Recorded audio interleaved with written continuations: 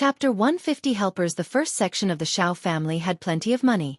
Qiao Xian suddenly thought about buying 2 bulls for home and raising them. But Ms. Fang turned around and said, "Not buying, they can be rented for other people."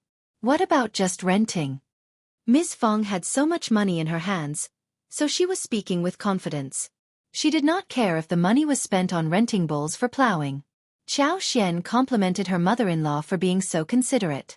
When the rake was to be made, Ms. Fang offered the money and rented the bull, so her husband and sons did not have to work so hard. They had only 7.5 mu of fields at home. The production per mu at this time was very low. The grain harvested per mu of land was just over 200 kilograms. If it was a bad year, it might be even less than 200 kilograms. The 200 kilograms was counted with shells on the rice, and only 30 kilograms of rice could be produced out of 50 kilograms crops. The whole family used to have a very tight life. With the inclusion of taros, various beans, pumpkins, winter melons, and dug-up yams in the meals, they could get through the year. When the matter of rakes was solved, everyone was very happy.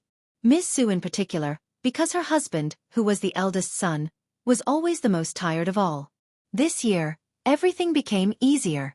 However, second uncle and third uncle came to ask the first section of the family to help them make rakes. They had no bulls either, but they had plenty of money to rent the bulls, yet they did not want to spend their own savings. Ms. Fang had argued about this earlier, but it did not work. The first section had offered them enough help through the years. But this year, Ms. Fang was really confident and acted much more fiercely. She was not going to ask Xiao Dalong to offer help. Second uncle said in a pretentious tone, "Elder sister-in-law, we should help each other, don't we always do it together? How about you finish your work this year, and then come to help us?" "Right." Second uncle and third uncle were trying their best to try to convince Ms. Fang. Ms. Fang looked at them and thought to herself that these 2 men were strong outside but stupid inside. She should have seen through that before. Ms. Fang sneered. "Together? No, thanks, Dalong and Sanlang are terribly tired people every year. This year, we have rented a bull, so you 2 families can work together and solve it yourselves." "What? Where did you get the money from?" Second uncle and third uncle exchanged a look between themselves. It must be Ms. Qiao. Ms. Qiao must have offered the money. So they had a rich daughter-in-law, and now they were looking down at people. They were so jealous. Third uncle said sourly, "Oh, my brother and sister-in-law are living a better life with a rich daughter-in-law married to the family." Ms. Fang was startled, but didn't reply when they had this misunderstanding. Instead, she nodded along. The 2 men got increasingly annoyed. They went to elder uncle to seek family love. Eldest uncle did not dare to ask his daughter-in-law to pay for the other sections of the family, but he did not think that the spring plowing should be delayed as well. Chapter 151 Ideas. If the spring plow was postponed, the harvest by the end of the year would be ruined. That would not work. Ms. Fang did not approve of it. She kept reminding him of what Ms. Niu and Ms. Ma did to them, and eldest uncle felt quite helpless. But they already apologized. Could this matter not be done by now? The 2 of them argued but could not talk it through, so second uncle and third uncle had to leave first. Ms. Fang felt much better after telling Qiao Xian what happened. She sneered. "I am determined this time. I will never let them get what they want. We have given them so much over these years. It won't work if it continues in this way." Those people not only failed to thank them, but kept showing off outside the family, saying that the first section of the family were like their employees. Worse still, they even made up lies about the first section of the family. Her third son was getting married soon, and when they had so many daughter-in-laws at home, the daughter-in-laws would not be happy about the arrangement. Their dissatisfaction might lead to unhappiness in their own family, which would be such a pity. Those 2 sections of the family never made efforts in spring plowing, and Ms. Fang was displeased to see that they had more fields than she did. Qiao Xian smiled. "Right, Mom. We should never let them get what they want this time, but we can also think of a solution to make them pay for what they ask from us." Ms. Fang's eyes sparkled, and she asked, "Do you have any good ideas?" Qiao Xian had a clear knowledge of what was going on. Her mother-in-law acted toughly, but she might not have full clarity about the situation. Her father-in-law would never allow his 2 brothers' family to miss the spring plow. It was a major event that could not be ruined at any cost. The second section of the family had a few sons, But the third section of the family had just one son who was only focused on studies. After he started to go to school and read, he believed that he was different from the rest of the family. He was definitely not going to the fields to do labor work. Therefore, they could never make any rake or finish the plowing. It would be so troublesome if they missed the spring plow and came to the first section of the family for food, when they had nothing at home to eat. They could not just be driven out of the family, right? Qiao Xian explained all this to Ms. Fang with a smile. She said that even if they offered the help, they should not do it so easily. Ms. Fang smiled. Yes, we will do as you say. I will never make them happy. Sure enough, the second section of the family and the third section of the family came to them in the evening again. Ms. Niu and Ms. Ma were present too. They were here to make an apology. The two women were not so willing to offer an apology and were really angry and irritated since that day. They had been so intimidating in front of Ms. Fang over the years. They never thought that one day they would have to apologize to Ms. Fang. But Ms. Fang was really furious this time. She did not allow her sons to offer a hand, which made the two women very worried. For the practical help they would receive, they had to tolerate the displeasure and humiliation at the moment. Ms. Fang felt slightly happy as she saw how these two women behaved. So she decided to put on the air of being the eldest sister-in-law of the family. Since you all know what mistakes you have made, I can forgive you somehow. But just look at what you have done outside the family. You are never thankful. It is so cruel of you. We have offered you so much help during the past few years, and you never remember how kind we are. No wonder the proverb goes that the more help you offer, the less thankful the receiver would be. Chapter 152 Empty Words. I understand now that the more help you offer, the more greedy the receiver will be. Eldest sister-in-law. Anyway, I will let go of this matter this time, but you have to remember not to spread rumors outside. You have to be honest and down-to-earth as good human beings. And you should be grateful too. Otherwise you are worse than animals, right? Second uncle and the others were so irritated in their hearts. But they had no right to counter her. They forced a smile and nodded. Ms. Fang felt even prouder. Just think before you do anything and don't break your eldest brother's heart. You all have sons and daughter-in-laws, grandchildren and everything. Don't keep turning to your eldest brother for help whenever you have problems. Your eldest brother is getting old and he can't really be of help all the time. Second uncle and third uncle felt very humiliated when they had no excuse to counter her words. Eldest brother stiffened and was silent. Ms. Niu added, Then, eldest brother, eldest sister-in-law, what about spring plowing? Oh yes, what about it? Ms. Ma added, What about going to the field tomorrow? Time is so pressing. Second uncle and third uncle nodded in agreement. Ms. Fang sneered inwardly. It seemed what she said in the past few minutes were all empty words. They were never going to become independent or examine themselves.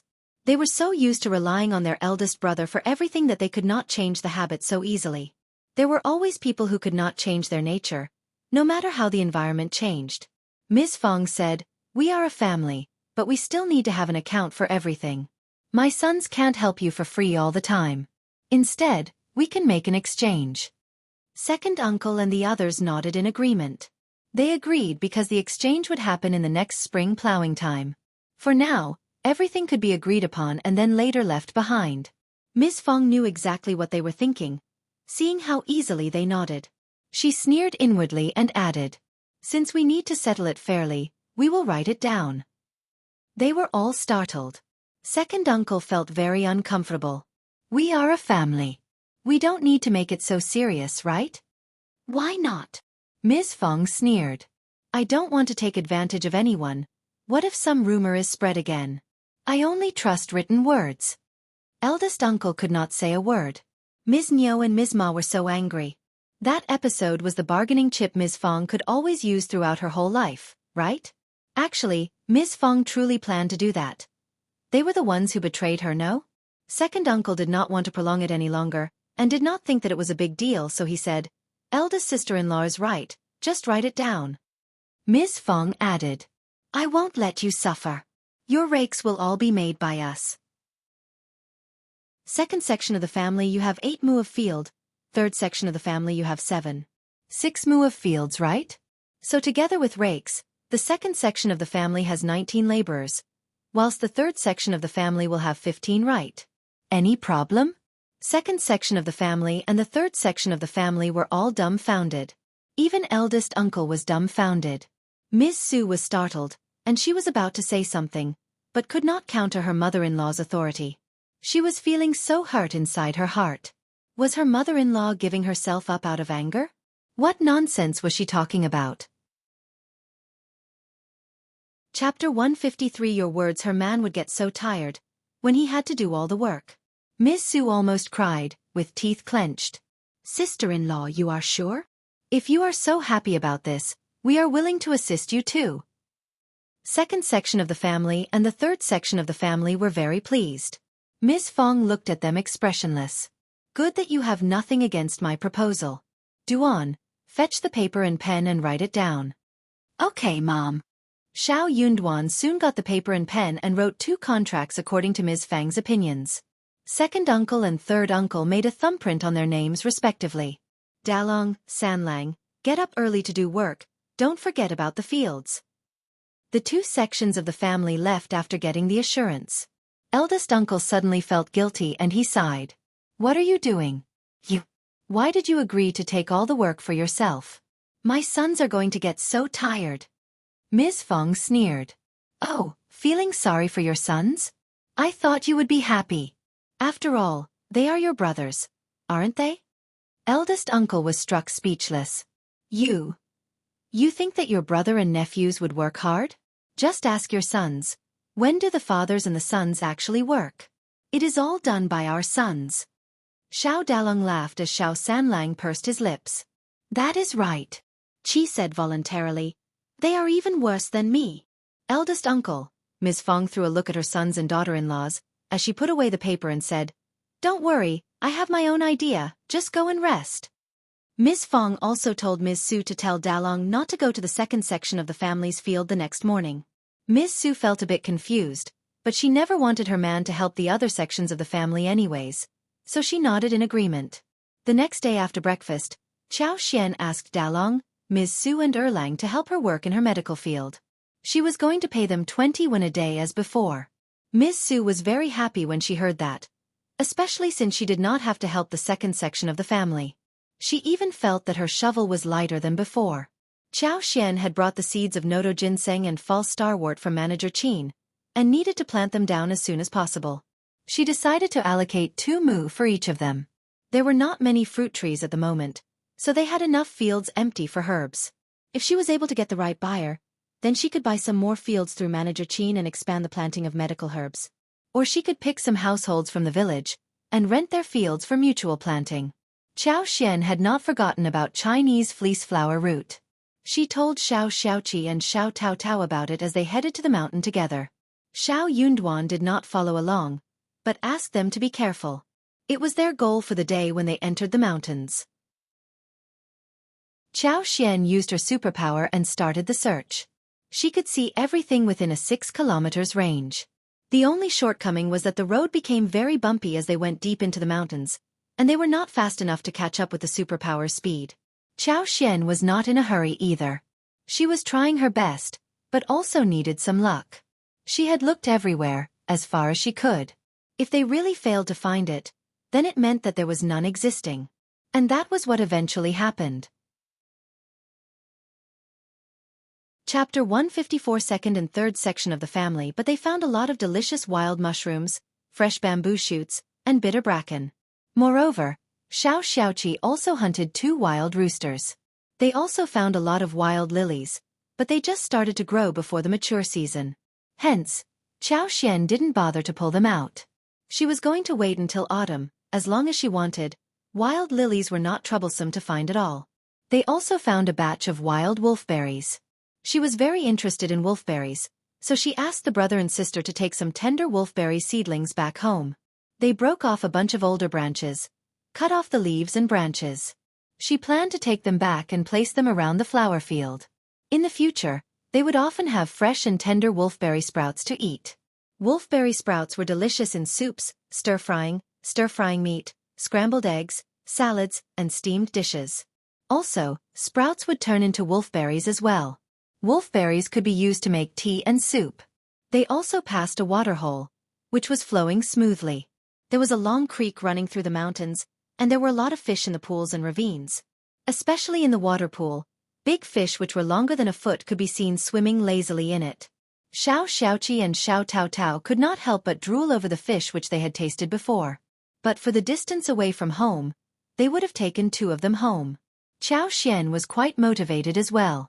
She said to them, "Don't worry, when we are free in winters, we can ask everyone in the family to fetch the fish together. We can even make smoked fish when the days turn colder. The fish is so big that it is the best material for making smoked fish." Smoked meat would always be made in farmers' families every year, and some frugal families would eat smoked meat for half a year. Xiaoqi and Xiao were very happy hearing what Xian said. "Smoked fish. That sounds amazing. I will bear this place in mind, and we can come back in winters." Xian smiled. "Then we can hunt some more roosters and rabbits to turn them into smoked meat, but they have to be big and fleshy, otherwise there would only be a skeleton left." By that time, she could even find some wild boars and goats. Xiaoqi and Xiao were even more pleased. It was getting late, so the 3 of them decided to head home. Back home, Ms. Fang put the wild bracken into boiling water and blanched it over a fire, then tore it in half and soaked it in clean water. Brackens had a bitter taste and needed to stay in water overnight. But the bitterness also tasted good, like bitter melons, which was a delicious dish for people. The bitter brackens tasted even better than bitter melons. They ate up the 2 roosters and the whole family finished it all. They deep-fried the meat in the oil and it could never turn out bad. They left nothing for the 2nd section of the family and the 3rd section of the family. Ms. Qiao heard some gossip from Ms. Fang. Second uncle and Ms. Niu must have been thinking that everything was sorted, so they started to show the intimidating behavior yet again. They came to the door in anger. They wondered why Xiao Dalong and the others did not go over to help them with the fields. But Ms. Fang drove them away coldly. "What are you in a hurry for? I will take responsibility if something goes wrong. We have drawn contracts, right? What are you afraid of?" Second uncle and Ms. Niu got really angry, but they could not do anything when they heard what Ms. Fang said. Chapter 155. Here again the contract was written down and they could not deny that. Despite this assurance, they were still worried that no one would make it in time for the plowing. They got even more angry when they thought of how Xiao Dalong was helping Xian with her useless garden. Ms. Fang replied coldly, "That is something happening in our house, and of course it is more important. Also, Ms. Qiao pays them 20 yuan a day for the work they do. Of course they were not helping for free. What did they think? Xian had only hired Xiao Dalong for work, instead of outsiders, so second uncle and the rest could not say anything about it. Ms. Fang put that out on purpose, just to annoy them. You can never imagine how they looked when they left, honestly, it was so funny." Xian could not help but smile. "Serves them right. This is the consequence they have to bear for bullying you all these years. If they want to trouble you again, we will never allow it to happen." "Thank you so much." Ms. Fang smiled so kindly. Xian chuckled. "Mom, to celebrate this, let me cook tonight. I will make many delicious dishes." Ms. Fang laughed. All right, make anything you want, we have plenty of money. Oh, by the way, you don't have to buy rice or flour for the shared savings. I will ask Third to buy it from his share." Xian nodded with a smile. "Okay, Mom, you are the best to me." "Oh my child, you are so sweet-tongued and adorable." The fresh mushrooms were washed and thinly sliced. The breast meat of 2 roosters was taken, coated with flour and egg whites, marinated with rice wine, salt, ginger, etc., and stir-fried together. 2 eels were picked from the big water tank, chopped into pieces. Some pieces of yam were added, and simmered together with the chicken pieces. Mixed mushrooms and wolfberry sprouts were stir-fried separately. The oil pan was heated, and then the dried river prawns were put in it. The sound of swish was heard as the oil sizzled. Green and red peppers were chopped, garlic was added to the stir-fry, a little soy sauce, salt, along with half a bowl of water were also put in. The smell spread across the place, appealing to everyone's stomachs. There were still some yams left, so another plate of sugar-coated yams was made. The dishes were put on the table, and the whole family was raring to get started, feeling no longer tired. "It is so fragrant. I can eat an extra bowl of rice by just smelling the food. Me too. Eldest uncle opened his mouth but did not say anything about delivering some food to his brothers' families. When he thought of how Ms. Fang still held a grudge against Ms. Niu and Ms. Ma, he was very happy to see how happy his own children were. It was just that he had always paid too much attention to his brothers subconsciously. The dinner was finished earlier than usual, especially since Qiao Xian had cooked it. She did not like to cook under the oil lamp. Before the sun went down, Ms. Fang and Tao Tao helped with the preparations, so when they were done with dinner, the day was still bright. In the evening, second uncle and Ms. Niu came over again for the issue regarding rakes. Ms. Fang said the same thing again, that they had the contract, and there was no need to worry about the work getting postponed. She was not going to let her sons do the work. Following Qiao Xian's advice, she had decided to hire the family with bulls to finish the labor. Chapter 156. More angry. Although the price rose up to 18 won for one mu for the rake work, she was not worried about spending the money. Anyways, she was not going to tell them about it at the moment. She was going to make them anxious for a couple of more days. As for the laborers written on the paper, she was going to save them for later use. Ms. Fang answered the second section so decisively that eldest uncle could not say anything about that. He turned to second uncle and responded, "You can go home now, don't worry. Spring plow is so important that it won't be delayed at any cost." Ms. Fang understood that her husband was implicitly reminding her of this issue as well. So she sneered. Ms. Niu's eyes rolled as she smiled. "You are right, eldest brother, but it is always better to be early than late, right? We are really worried about this. What about letting Dalong come to my field tomorrow, and if fifth niece-in-law has some work to do in her yard, I can ask my sons to take it over. Ms. Zhang and I can help too." She was thinking that they could get paid for the work, at least 20 won a day. The work was taking place right in front of their home, and it would be effortless to do the work and get paid. It sounded like a great plan. Ms. Fang sneered. "Second sister-in-law, you think you are very smart, don't you?" Qiao Xian smiled. "Elder brother and elder sister-in-law are doing great work and I don't want to replace them. If second brother is so free, why not go down to the field to finish the pending work himself? Second aunt-in-law, if you don't trust my mom, you don't have to wait for us. That won't work, we have a contract, you can't deny that." Ms. Niu waved her hands hesitantly. Ms. Fang threw a sarcastic look at her husband. In this case, just go home and wait. Could her husband see the truth? They would rather wait for others than go to the field to do their own work. They wanted her sons to take over the tough task. If they really treated the first section as a family, why did they keep mentioning the contract? They were waiting for her sons to do the labor work. They were even trying to steal her sons' easy jobs. Eldest uncle was suffocating under her gaze, and did not dare to meet his wife's eyes. But Ms. Niu did not want to give up. "How about you hire 2 more people and get the work done as soon as possible?" Qiao Xian replied. "No thanks, I like the work to be done slowly." Ms. Niu glared at her. "You don't want my sons to make money from you. Obviously I need to think about my own brother and sister-in-law first, right? Second aunt-in-law?" Qiao Xian smiled as she countered smoothly. Xiao Yunduan, who found Ms. Niu to be talking too much, tugged at Qiao Xian. "Dad, Mom, we are going to bed." With that, he left the place. Qiao Xian gave Ms. Niu a smile and left as well. Ms. Niu. What was she smiling for? Everything about her was so irritating. When second uncle and Ms. Niu left, they were only discussing the eldest sister-in-law. What is Ms. Fang doing? What is she thinking? She can't be trying to trick us, right? Of course not, we have drawn a contract. Well, let's just wait and see. If she tries to fool us, we will go and sue them. Anyways, Ms. Qiao has the money to compensate us. That sounds reasonable. They were so annoyed thinking how arrogant Ms. Fang had become after having Qiao Xian on her side whilst they seemed to have gotten no benefits. The following day, Qiao Xian took Xiao Tao Tao and Xiao Xiaoqi to the mountains in search of Chinese fleece flower root. The herb field in the yard was not yet sorted, so Xiao Dalong and his wife as well as Xiao Sanlang were still working in it. It would take one more day before they were done with it. The seedling work could begin once the water was poured in the soil, which would be finished by the evening. Chapter 157. Finally hearing that their fifth sister-in-law was also working hard to make money, the three of them were very devoted and careful. Xiao Dalong and Xiao Sanlang were relatively innocent-minded.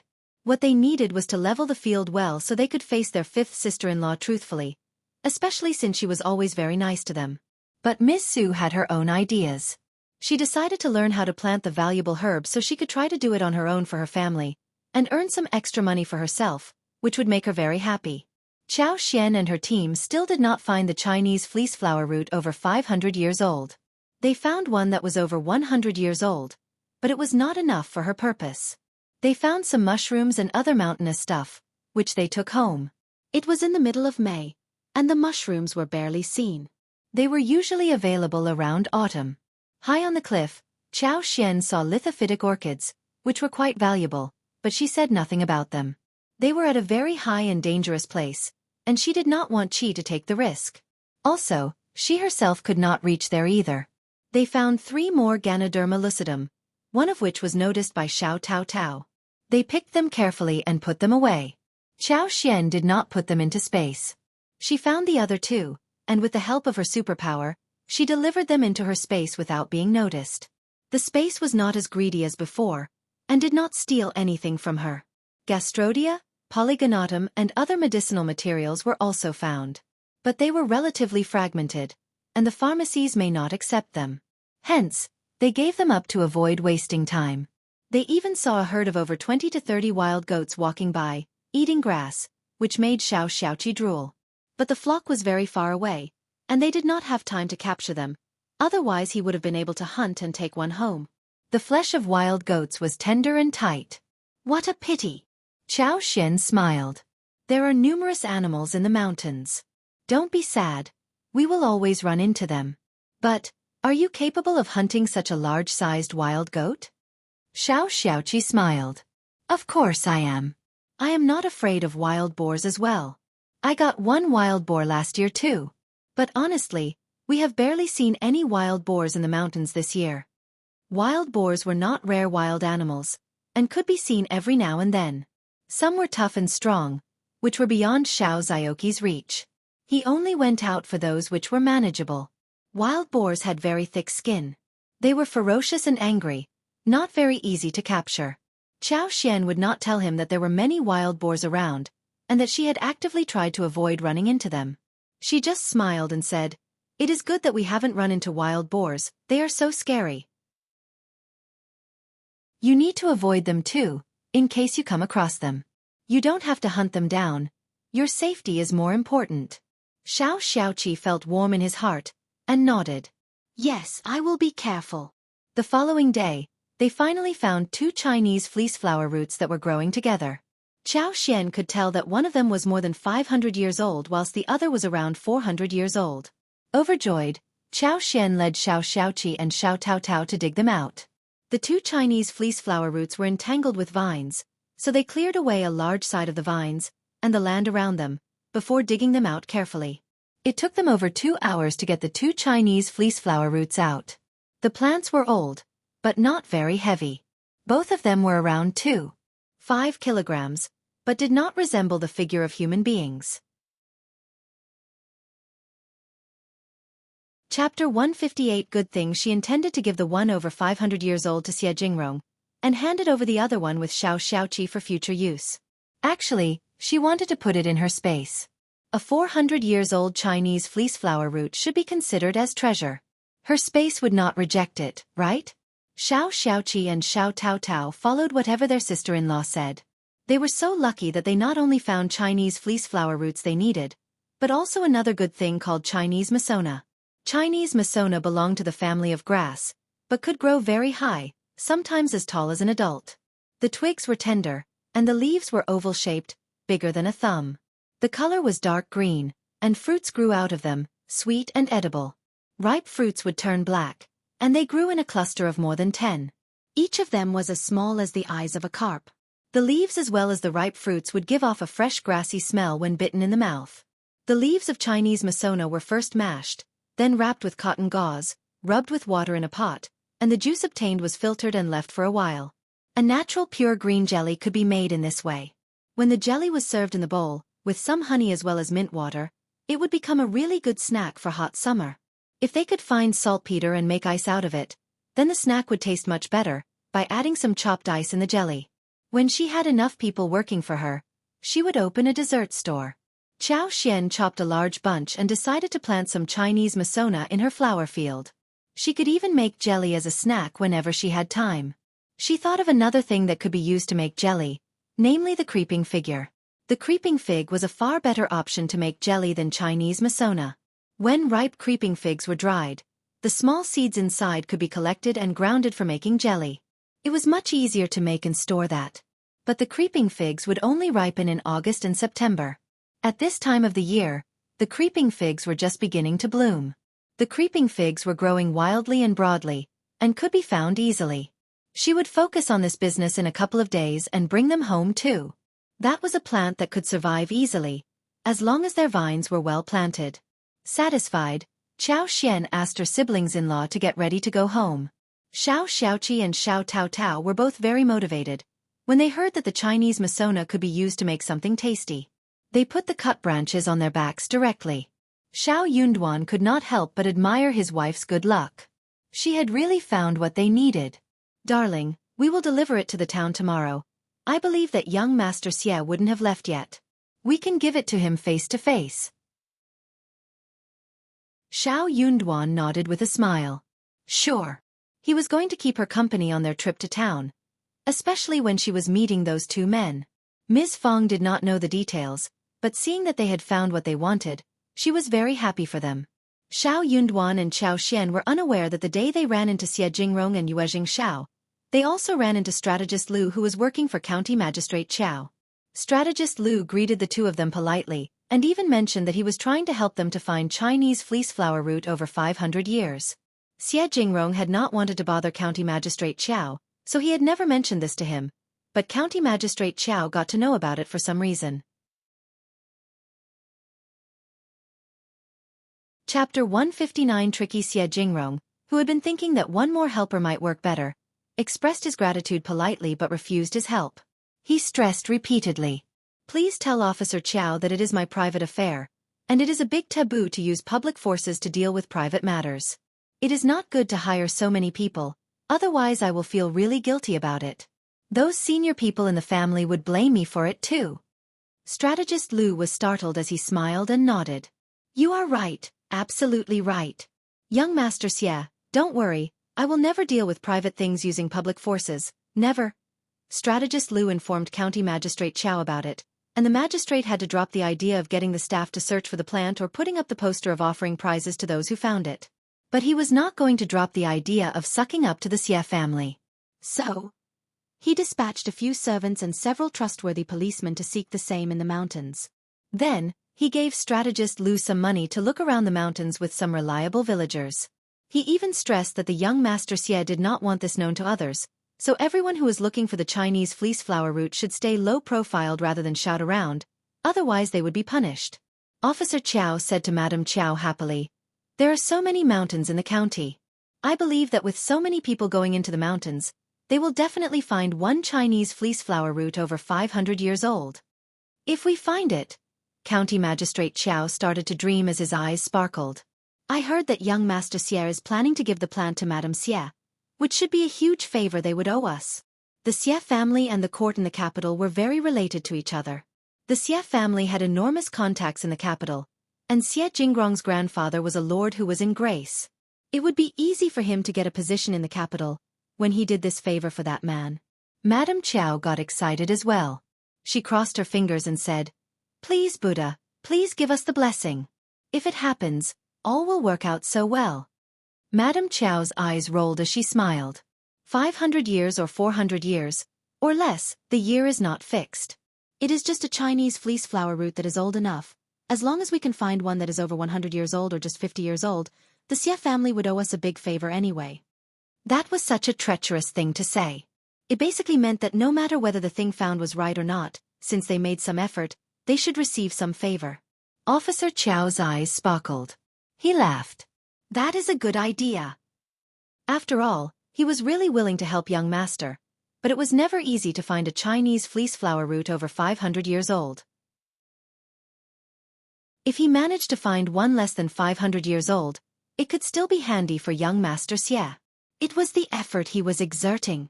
Young Master Xie was talented. He was young and could not stand being embarrassed. If they exchanged a few amiable words after this, the Xie family would definitely have to owe them a favor, no matter what. Chapter 160 favored Madam. Whenever it was festival time, they could just give some presents to the Xie family, and that was how they would be able to actually shorten the distance between them too. The bigger officer Qiao dreamed, the more he liked his wife. You are such a smart helper. Madam Qiao smiled proudly. We are one family and are bound together. Your honor will be my honor, so I have to pay attention to your affairs. You are so good, haha. Officer Qiao laughed loudly. Early in the morning, Qiao Xian spread the seeds of some plants with Ms. Su and Xiao Tao Tao, before heading to the town with Xiao Yunduan. In order to show enough importance to the matter, Qiao Xian found an appropriate-sized box from her useless dowry and put the 500-years-old Chinese fleece flower root inside it. Yuezheng Xiao had told them about their lodge when they bid farewell to each other the last time.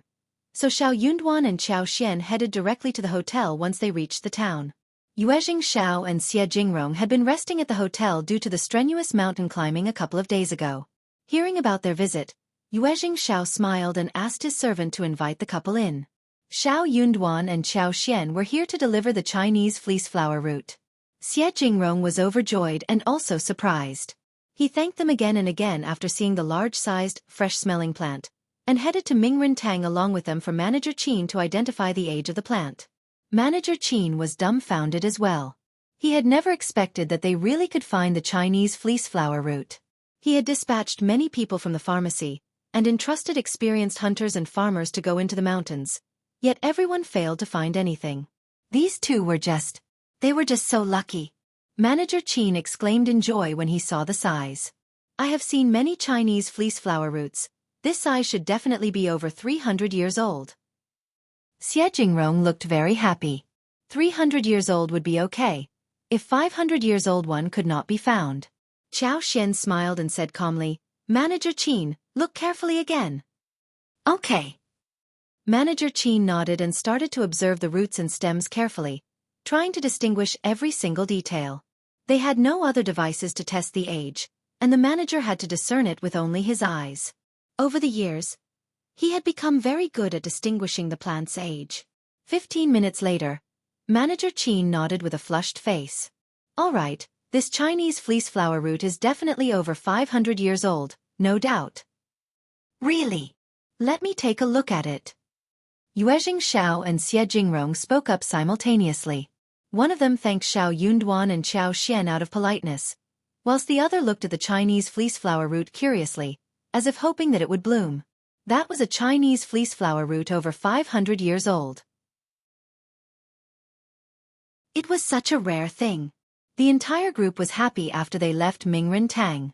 Xie Jingrong invited the couple to have a drink at the tea house, whilst his servant had run back to the hotel to fetch the gift.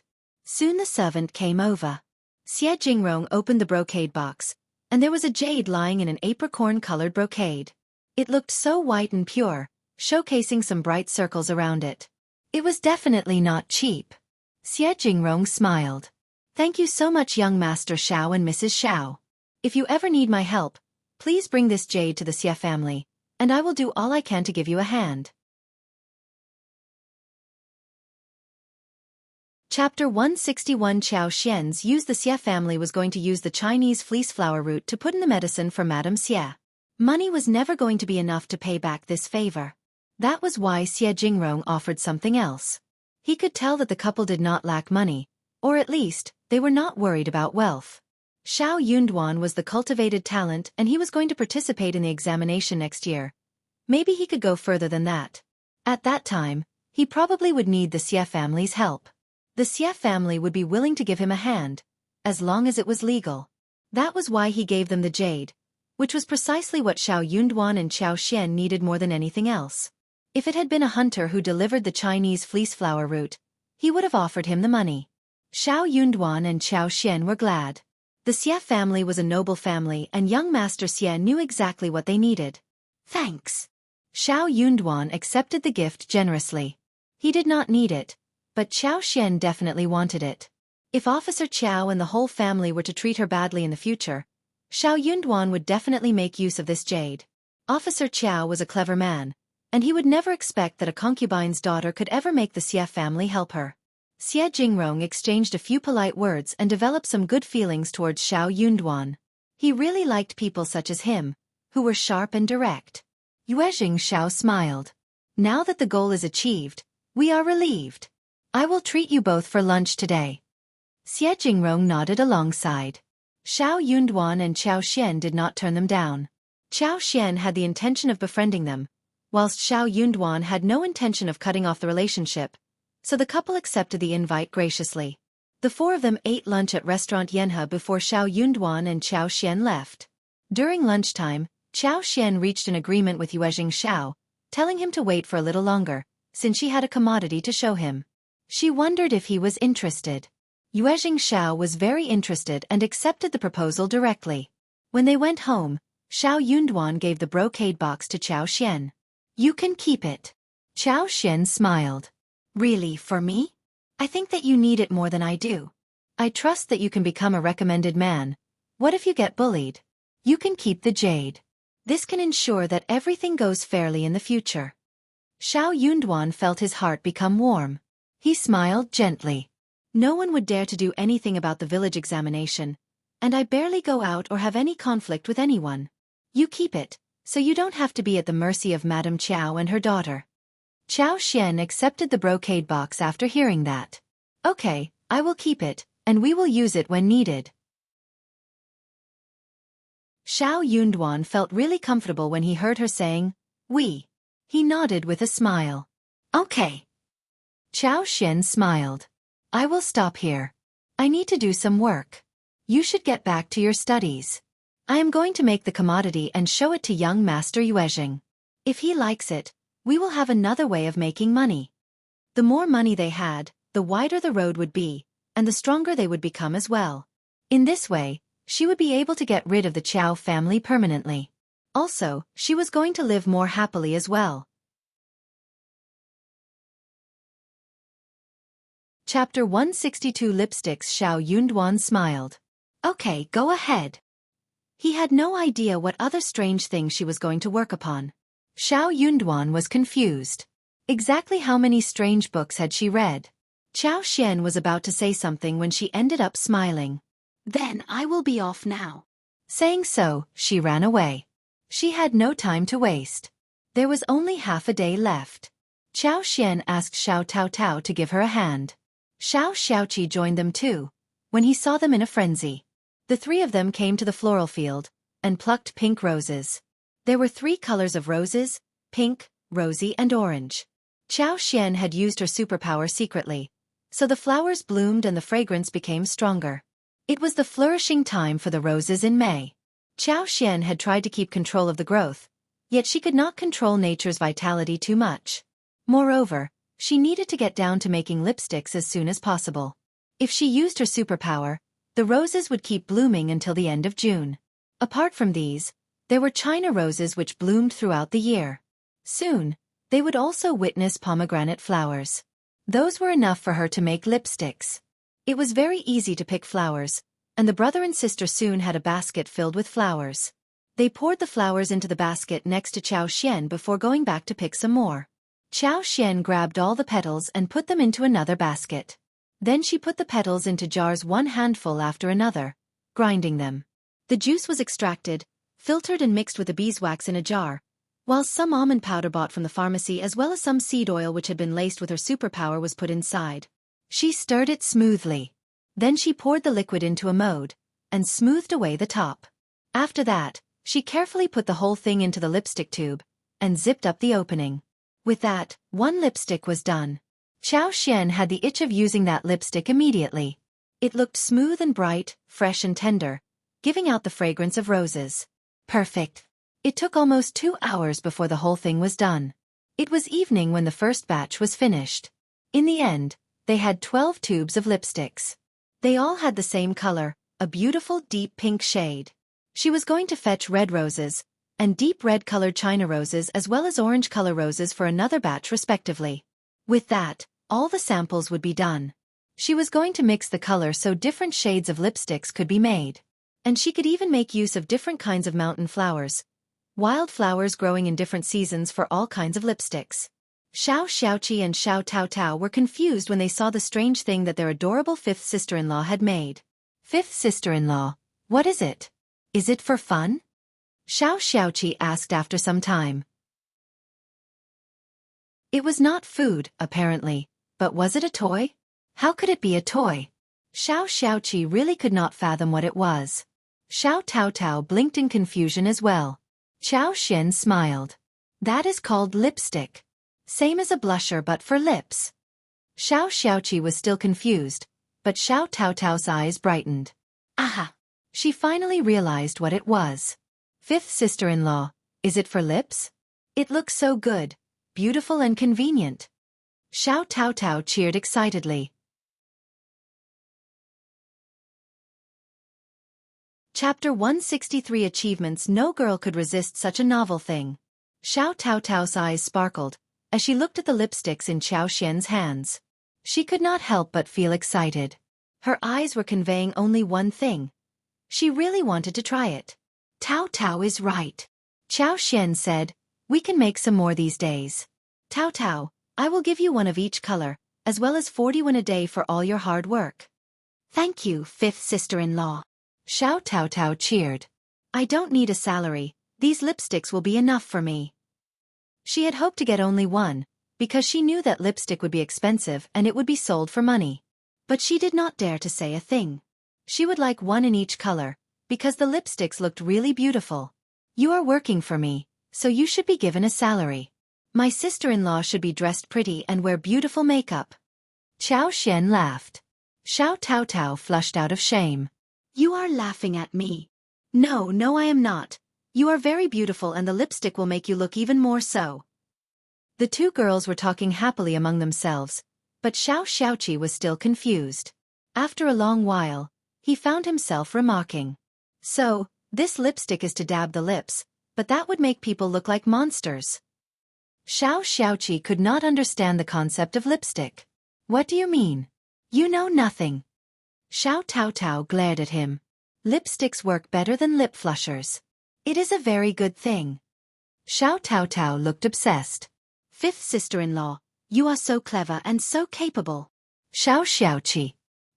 He scratched his head, not daring to say anything that might make his sister displeased. But could these lipsticks really make money? He was very confused. However, he was even less sure when he saw how excited his sister and fifth sister-in-law were looking. In one word, women were so strange. The following day, Qiao Xian, Xiao Tao Tao, Xiao Xiaoqi and Ms. Su started to work in the floral field early in the morning. They were loaded with a lot of work. They had to make rosy, dark red and orange-colored lipsticks within the day. The three of them were responsible for picking petals, cleaning, and grinding. Xiao Tao Tao was a fast learner, so Qiao Xian even let her filter the juice, whilst Qiao Xian was engaged in other processes. Qiao Xian was thinking about buying some more things when she had more money, since grinding petals was a very difficult task. She wanted to get 3 jade-like small grinders to grind the petals, which should be easier than grinding by hand. They needed to improvise other tools as well. At the end of the day, everything was coming together nicely. They not only had lipsticks, but Qiao Xian even made 2 lip balms with mint and gardenia flavor. It was a cream with light green and yellow color, very good for moisturizing the lips. Xiao Tao Tao loved all of them. Her eyes were sparkling when she saw the lipsticks. Ms. Zu's eyes were sparkling too, but she was trying to press down the eagerness.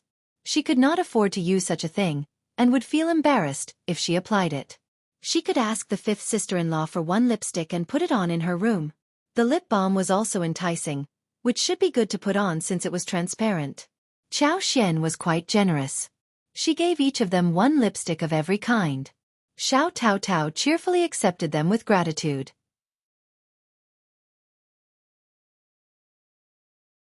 Chapter 164 Ms. Fang's intention. Ms. Su, who did not have the courage to accept it, heard Qiao Xian's smiling voice. Just take it, elder sister-in-law. Lip balm can be used every day. It is colorless. You can also put on lipsticks to make yourself look much more attractive. You can even give it to someone else as a present. I will go into town and visit the Flusher's store so I can buy some skin cream for you, which together with a lipstick, will make you look much healthier. Motivated, Miss Su thought about giving one to her own sister and sister-in-law. It would be a very practical thing to add to her face. So, she thanked her and accepted the gifts with a smile. When they came home from the floral field, they ran into Ms. Niu and Ms. Ma, who were still pestering the family about the spring plowing. The two women were so angry but could not say a thing. They tried to reason with Ms. Fang. Ms. Fang looked calm and replied the same thing over and over again. We have drawn contracts. You don't need to worry about anything. I will take the responsibility if your fields are ruined. That made Ms. Niu and Ms. Ma even more annoyed. It was the spring plowing.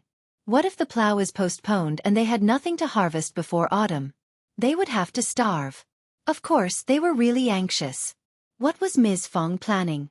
Seeing their anxious look, Ms. Fang felt really glad within her heart.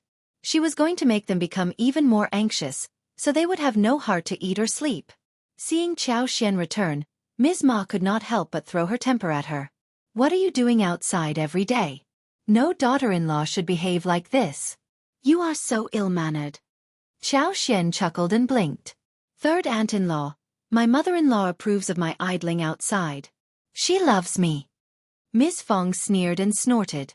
Yes, I love to see my daughters-in-law having fun and they can do whatever they want. I am quite satisfied with them. They are so kind and well-behaved. Ms. Ma was so irritated that she was speechless. Ms. Fang was being so arrogant because she had a good daughter-in-law. Well, it seemed that a rich, good daughter-in-law could make people arrogant. That made her feel even worse. Without the intention of speaking with them any more, Ms. Fang said impatiently, You can go home now. I have already promised you. What are you afraid of? Do you not trust me?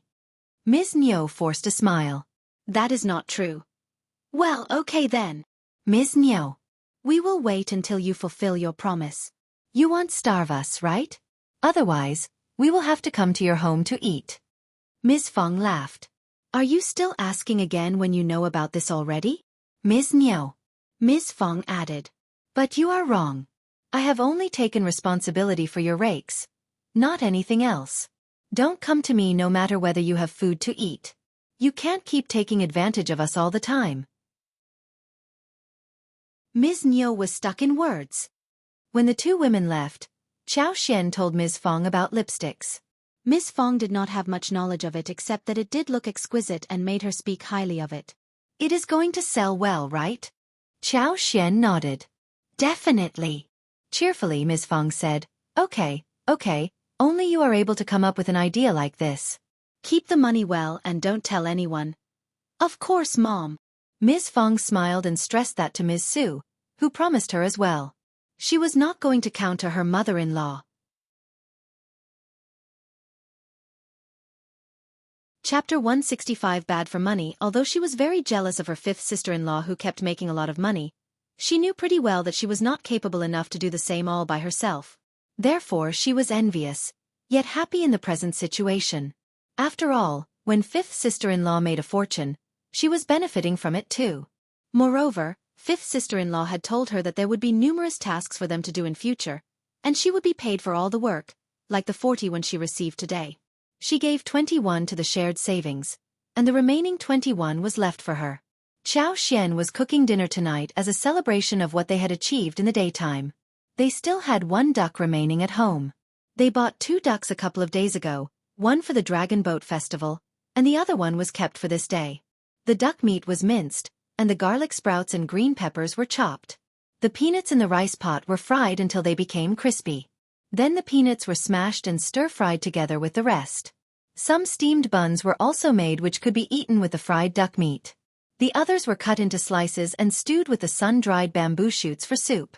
They scooped out 2 carps from the tank in the backyard, and fried them on 2 sides. They added clear water, chopped pickles and cooked it with dried chilies. Another fat catfish was taken and stewed with fresh eggplants. The catfish was fat but not greasy, and the eggplants had a strong fragrance. The 2 dishes complemented each other. Then, a plate of dry beans and a plate of cold garlic lettuce were made alongside, which was good with the meat. Whenever Qiao Xian was cooking, everyone in the family was so glad, especially Xiao Junyan and Xiao Qing, who had no idea what was being cooked, yet they knew that their fifth sister-in-law was making good things. Seeing the fish and meat served on the table, eldest uncle was really concerned about the spending. The fish was all right, but what about the duck? How could they kill ducks when it was not festival time? They were villagers. They should not live like this. The money could not be used to live such a spoilt life. But he said nothing when he looked at Xiao Xian. She had always said that she bought these with her dowry, and there was no way for him to counter it.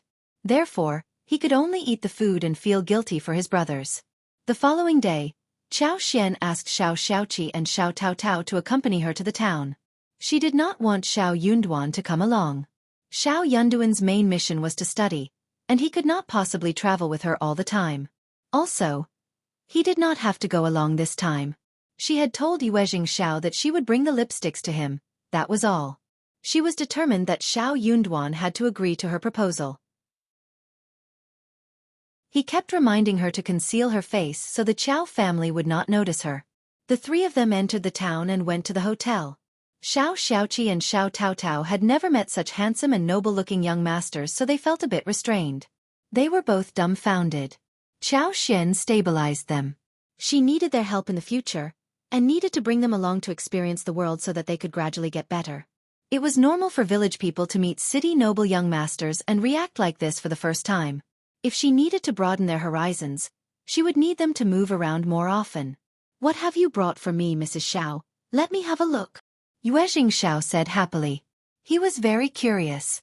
Second miss of the Qiao family was a lot of fun. Xie Jingrong was present there as well.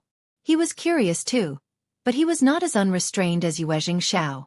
Xiao Xian smiled. "I only bring good things to you, young master Yuezheng." Chapter 166. Yuezheng Xiao's appearance. She opened a long, rectangular box. Yuezheng Xiao and Xie Jingrong turned to look at it subconsciously. "What is it?" It was a white porcelain tube depicting various flower patterns in the size and length of a finger. What was this? Yuezheng Xiao was a well-informed person, but he was very confused at the moment. Xie Jingrong blinked and was confused too. Xiao Xian smiled and took out one lipstick. She removed the lid and twisted the tube. A rose-colored creamy-looking stick came out of the tube gradually. The top of the cream was smooth and gentle, looking very beautiful. "What is this?" "Something I made. I call it lipstick." Xiao Xian smiled and explained. "Something like a lip flusher, but much more handy. Qi, come here." Xiao Xian summoned Xiaoqi, who came to her with a nod.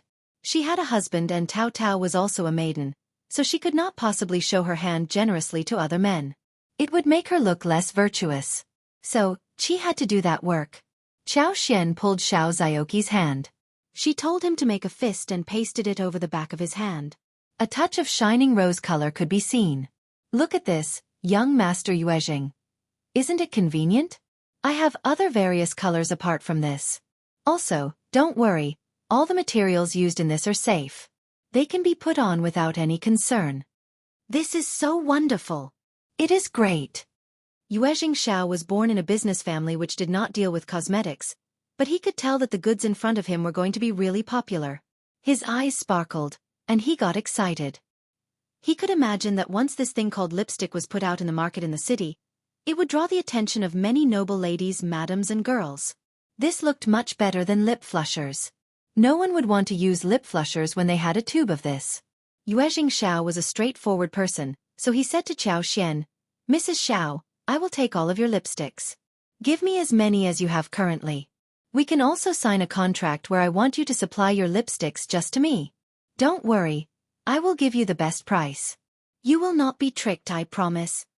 Xiao Xian had been thinking that he would be interested in lipsticks, but she had not expected that the deal would be signed so smoothly. But this was exactly what she was looking for. Xiao Xian had been thinking about the buyer after she decided to make lipsticks. She was not going to expose herself, for sure. It wasn't easy to find a buyer, because that person had to exceed her father's position. The person also needed to be straightforward, honest, and open-minded about using all kinds of channels. Yuezheng Xiao's appearance solved her problem. First of all, this man did not think highly of her father, which was what pleased her a lot. Moreover, Xiao Xian more or less understood his personality, For example, he never looked down at her or Xiao Yunduan, and treated them equally and politely. Also, on the day when they were seeking shelter from the farmer's family, he even accepted the ginger soup from that farmer's wife politely and expressed his gratitude to her. Not every rich man would be as well-mannered as him. Since he did not need to pretend to be this polite, it showed that his behavior was real then. It came to Chinese fleece flower root. A Chinese fleece flower root over 500 years old was so rare that he only spoke highly of it, rather than showing any greed.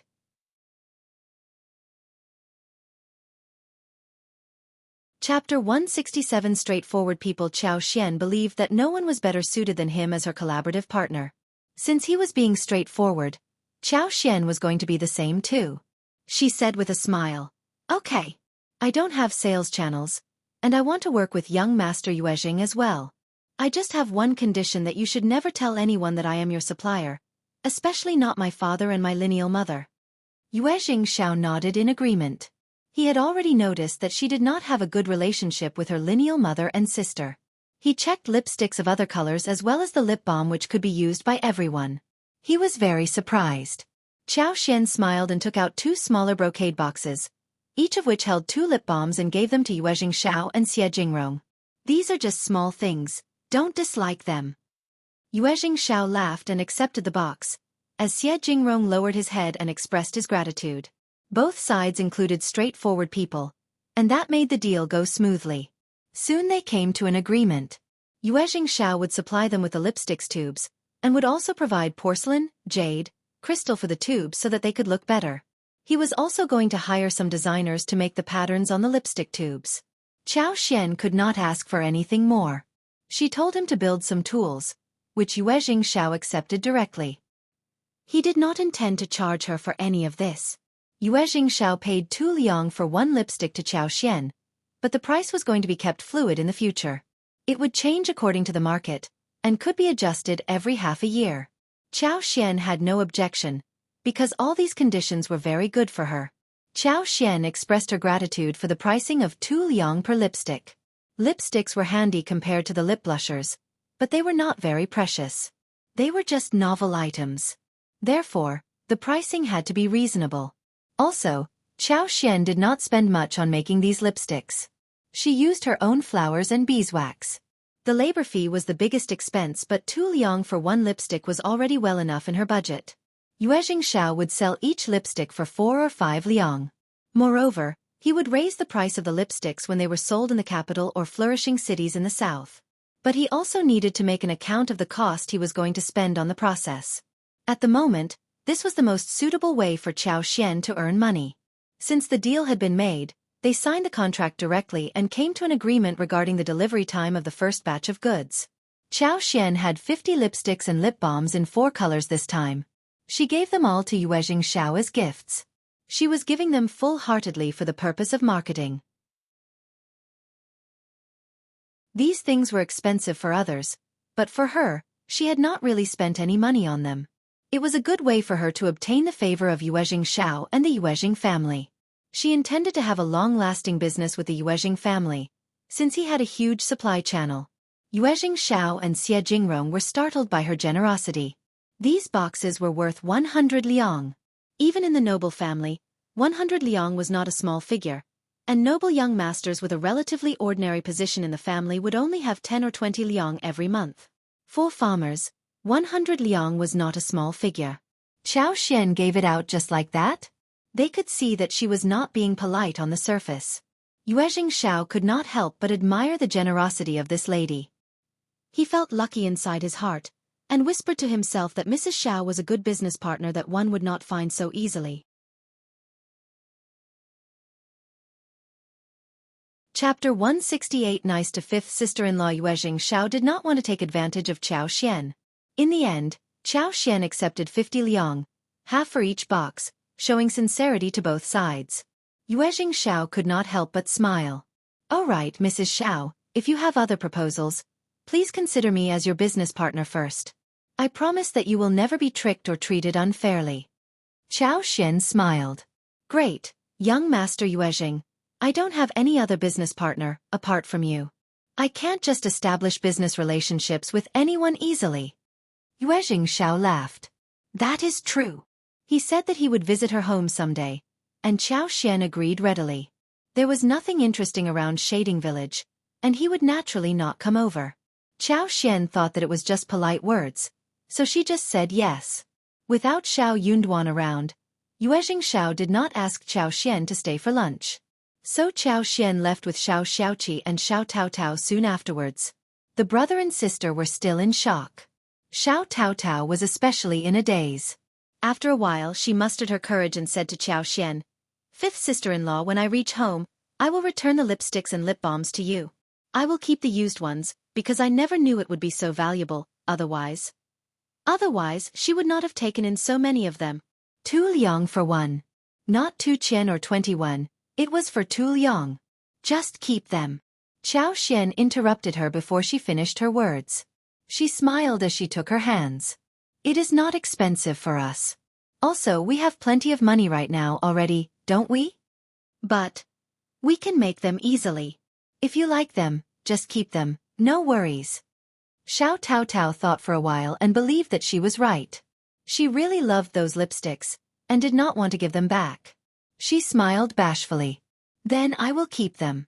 Thank you, fifth sister-in-law." Xiao Taotao was so moved. Fifth sister-in-law was wealthy and capable of making money, and was even paying her own family for all the work, which was already quite rare. Moreover, she gave out such valuable things without hesitation. She did not think that their elder sister-in-law would do the same.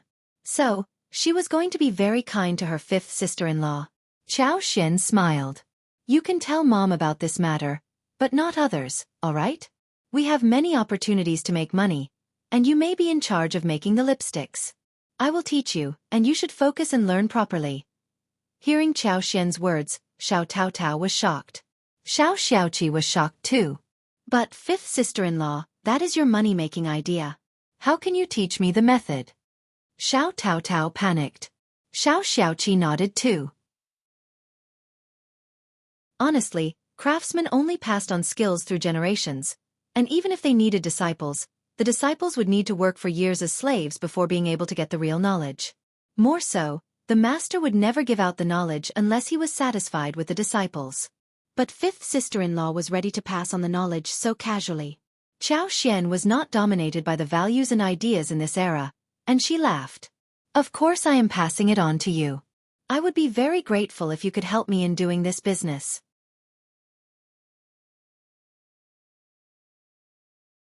Chapter 169. County Magistrate Qiao shocked. The brother and sister were shocked. Xiao Taotao became excited. "Fifth sister-in-law, I will definitely try my best, and I will never pass the secret out to anyone else, I promise." Qiao Xian smiled. "Okay. I believe you." Overjoyed, Xiao Taotao was immediately filled with strength and confidence. It was like a dream. She had never expected that she would experience such an opportunity one day like this. No wonder their mother called fifth sister-in-law the lucky star of the family. She deserved the title. When such a big deal was done, and money was earned, they decided to hold a good celebration for dinner. Qiao Xian bought some pork. When she saw the liver and kidneys, she started to drool for them and took some home as well. Then she bought a lot of ingredients for making braised vegetables, such as large and small fennel, star anise, cinnamon, bay leaves, licorice, dried tangerine peel, etc. This was to be boiled in the brine to make a pot of braised vegetables. Xiao Xiaoqi and Xiao Taotao were both excited again.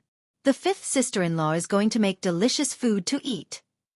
While Qiao Xian and others arrived home, Yuezheng told his servant to inform County Magistrate Qiao that he was leaving the following day. He was here to seek a Chinese fleece flower root. Now that he had managed to get it, it was time for them to go home. His grandma was waiting for the plant to add to the medicine. County Magistrate Qiao had received him well before. Out of politeness, he should inform the official about his departure. Yuezheng Xiao decided to hurry home too. He needed to start the business of lipsticks. He intended to make it a part of his private business. He did not intend to share it with his family. His family was not at peace. When County Magistrate Qiao heard the message, he was shocked. He was leaving already?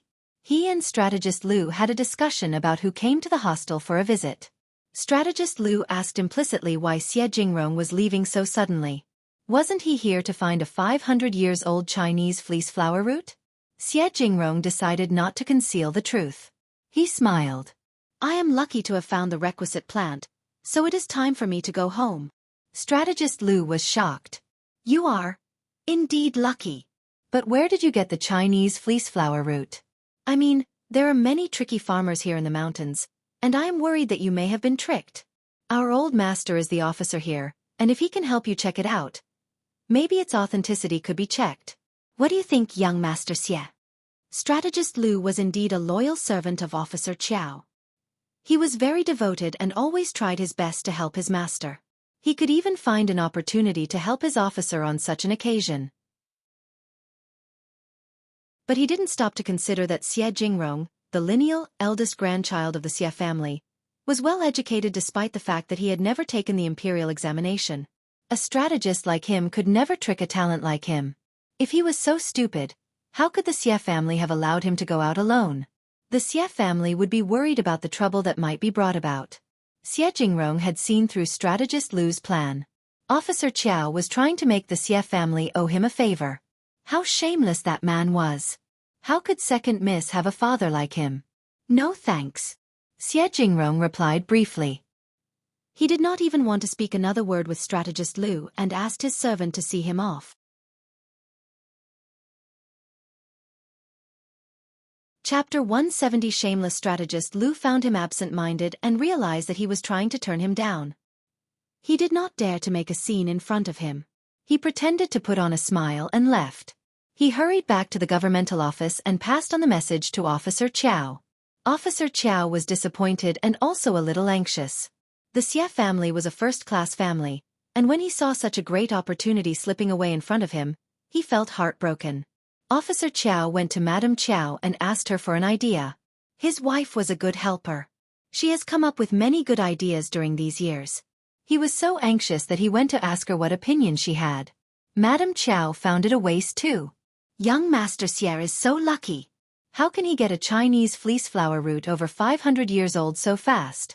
Which unruly man got it for him? He should have passed the message to you first when he found a great thing like this. We must find out who that person is and punish him. Also, young Master Xie got that precious thing here in the county, and you are the officer. He should thank you too. Madame Qiao sounded so shameless when she said this. Officer Qiao was the officer of the county, but he was not a man with endowment. Why must he examine everything that was discovered out of the land? But an ambitious man like him did not find anything wrong about it. He agreed with his wife totally. What can we do?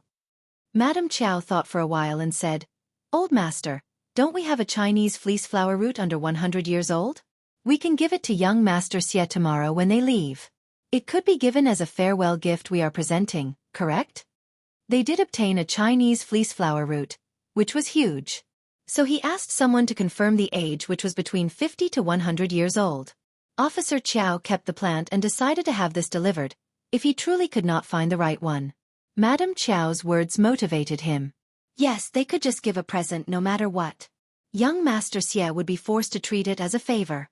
If that young man asked for confirmation from others, he could just get someone to tell him that it was over 200 years old, which was precious enough. Young Master Xie would owe him big, when he had such a precious thing delivered to him. He would definitely accept the present when he presented it the next day. Young Master Xie would have no time to turn it down.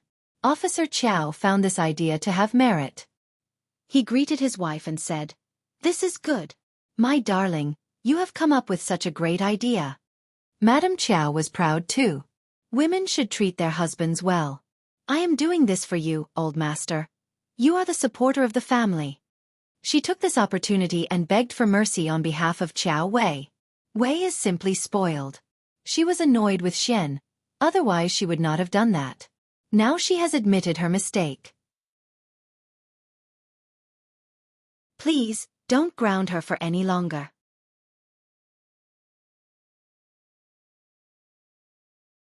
Chapter 171. Dirty Shoes. Old master, don't worry, I will definitely discipline her and she won't mess around anymore. Officer Qiao could not help but frown when he heard about Qiao Xian. He said disdainfully, The second miss is so useless. She won't achieve anything in her life. I can just give her up, but Wei is different. She is going to marry someone good in the capital, and she has to learn to behave well. Otherwise she will cause a lot of trouble in the capital. You have to learn how to rectify her temper properly." Hearing what he said, Madame Qiao was feeling both glad and proud. She had been making plans for years and Qiao Xian was now nothing in her husband's eyes. Well, that bitch was really nothing. She was not even good enough to hold Weiss' shoes. Old master is right. I have not been cautious enough. I thought that a maid could do whatever she wants when she is at her own home and that she will behave well when she is married. That is why I decided to spoil her a little. You are the one who treats Wei the best. Don't worry, old master. I will pass on your message to Wei. She will definitely understand your intention, and a kind girl like her would surely correct her mistakes. As for Qiao Xian, Madame Qiao said nothing more. There was no need to mention her at all. In her eyes, she was just a weed that would stain her shoes, after stepping on her. Officer Qiao was gratified. He sorted his beard and nodded. That is right. In the first section of the Xiao family at the village, the Chinese Masona picked from the day before was already planted in the floral corner of the field. Qiao Xian decided to make a meal to bring in the taste. That thing was very easy to make. The leaves were mashed, a double layer of cotton gauze was used to wrap it, and then it was rubbed in the basin with cold water. After rubbing and filtering twice, it would sit there for a couple of days.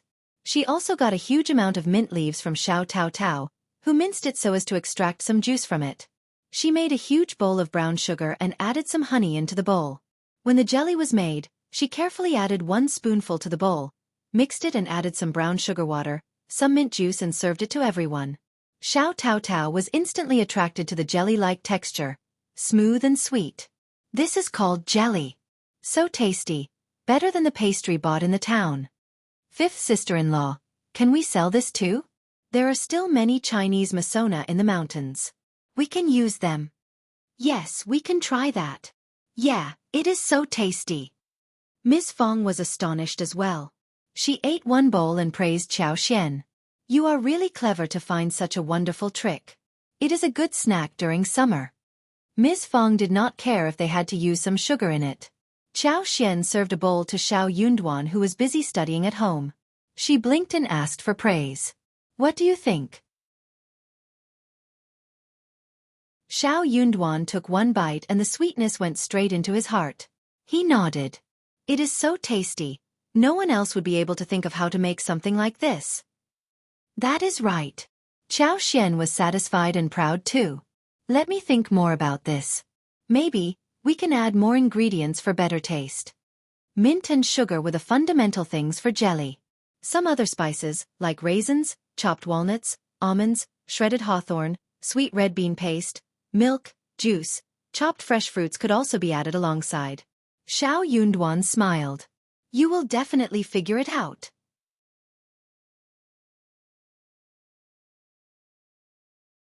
Chapter 172 The most steady protection. Qiao Xian was even more pleased. She said with a smile, Eat it slowly, I have other work to do. We are going to have good food to eat tonight. Okay. Seeing Qiao Xian leaving and closing the door, Xiao Yunduan could not help but feel warm. She made him so happy when he saw her making different food every day with Tao Tao. Their home was lively, bustling. It was such a comfortable feeling. Therefore, he was going to study harder and make it to the recommended man, so they could all be under the most steady protection. Xiao Yunduan finished the bowl of jelly which was sweet and fresh, and continued with his studies. Qiao Xian and Xiao Tao Tao, when they finished the jelly, started to make braised meat. The room was filled with cheers and laughter. The whole family loved Qiao Xian dearly. She only needed to give instructions, and everyone offered their help immediately. The dinner was a feast. Sour radish was diced, sour beans were cut, whilst chili and the marinated intestine were fried together. The smell of sour and spicy as well as fragrance started to spread all across. When thinking about salted duck eggs before, Qiao Xian had bought several jars. She made some salted duck eggs and century eggs, and also pickled a jar of kimchi. White radish, beans, cabbage, lettuce, and ginger were all put in it as well. Everything was ready by this point to be eaten. Braised pork liver and ears were sliced, and pig trotters were placed directly on the plate whilst pork heart was stir-fried with garlic sprouts. Pork belly was stewed with soybeans and almonds for soup. It was a table full of braised food, as well as 2 fried vegetables. The fragrance spread across everyone's nostrils. People in the village rarely ate inner organs, since the taste was too heavy and difficult to handle. It took a lot of oil and seasoning to make it delicious. It was better to buy meat. After all, meat was fragrant no matter how deeply fried it was. Meat dregs when stir-frying were also delicious. It was a table full of pig inner organs, which changed their minds of how the inner organs could taste like. Again, Xiao was highly praised. They kept saying that the inner organs could also taste so good, better than meat. The hot and sour large intestines, crispy pig ears, fragrant and brightly colored braised pig trotters, and delicious pork belly soup were all delicacies for them. The following day, Xiao guided Xiao Tao to make more lipsticks. Xiao used the excuse of visiting floral fields to inject her superpower there. Soon, the roses and other flowers were blooming across the whole yard, giving off a fragrant smell. In the meantime, there were some fresh flowers that were budding. The garden was full of a beautiful sea of purple and red, making people feel really fresh. The bees were buzzing about and working hard. It would not be long before she could harvest honey again. The flowers in the yard were especially attractive to the bees, and the honey was produced in a large amount. Xiao could see 3 or 4 bees picking nectar from the flowers. When they were sorting the floral fields, she had made the plan and built a 2-story shabby room. The second story was for storage. There was one middle-sized room on the first floor, whilst the other place had 1 wall, and 3 sides open like a workshop. Whilst the others were picking flowers, cleaning materials and grinding them, Xiao was making lipsticks in the room filled with light. She asked Tao to help her with everything. Since she intended to cultivate Tao, she asked Tao to come and learn how to do that right away. Xiao did not hire anyone from the village, except for the task of flower picking and mincing.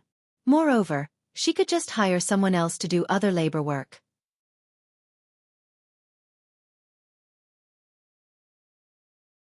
Chapter 173 Yuezheng Xiao's Sneering. But that was something for later, when they had built new houses. The yard at home was not big enough. While Xiao was busy making money, Jingrong and Yuezheng Xiao were getting ready to leave the county. When they were just about to get on the wagon, Strategist Lu hurriedly walked up to them. It was really very accurate timing. Strategist Lu had planned it meticulously. He had been waiting next to their place for a long while, before appearing at the right time. "Young Master Xie, please stay put." Jingrong paused and turned around, looking surprised. "Strategist Lu, it is very kind of you to see us off here." Strategist Lu smiled and said with a friendly tone, "You are the honored guest, it is my duty to do so." He did not dare to say anything more but handed out an appropriate brocade box. "Young Master Xie, this is the Chinese fleece flower root which our officer has found. It is confirmed that this plant is over 200 years old, which is very rare. Our officer says that he should not keep the treasure, and instead you should have it. Maybe it can be put into practical use by you. This way the good things would not be wasted. It is a gift from our officer. Please accept it." "Okay, I won't delay your departure. Have a nice trip. Bye for now, young Master Xie." Strategist Lu said all of this with a smooth smile. When he was done, the brocade box was already in the servant's arm. He took a step backwards and turned around, leaving. He did everything really fast. Jingrong was speechless. Everyone present. The servant who was holding the box turned to Jingrong helplessly. "What?" Yuezheng Xiao laughed. He looked at Jingrong and grinned. "Officer Qiao is fun, brother Xie, now you owe him big." Honestly speaking, a Chinese fleece flower root over 200 years was indeed very rare, and Jingrong was taking that for his grandma. County Magistrate Qiao gave it to him so that the family could owe him a favor. Yuezheng Xiao sneered. What a tricky officer Qiao, so shameless and snooty. How did he manage to cultivate a daughter like Mrs. Xiao? Was he blind to have treated the elder Miss Qiao as treasure rather than look at Mrs. Xiao instead? No wonder Mrs. Xiao insisted that they should not reveal her identity. It would not be good. If Officer Qiao learned that it was Mrs. Xiao, who had found the 500-years-old Chinese fleece flower root for the Xie family, he would have forced her to ask for the favor for him. What if he learned about the lipsticks business? He would definitely do something worse. Mrs. Xiao was such a pitiful girl. She must have led a very difficult life. Jingrong frowned, thought for a while and said to the servant, Return the brocade box in the intact state to Officer Qiao personally. Just tell him that I have found the Chinese fleece flower root I needed, and I do not want to take advantage of Officer Qiao. Officer Qiao should keep it for himself. Having given the instructions, Xianxia turned around, went on the wagon and ordered the staff to leave. Yuezheng Xiao was not surprised by what Xianxia did. This young man looked gentle and handsome, almost as if he were weak, but he was the lineal elder grandson of the Xie family, who could never be simple-minded or fragile. He would never allow the Xie family to owe anyone a favor forcibly. No one could suck up to him easily either. Yuezheng Xiao teased him. But a 200-years-old root isn't that bad either. Why not keep it for Officer Qiao's sake?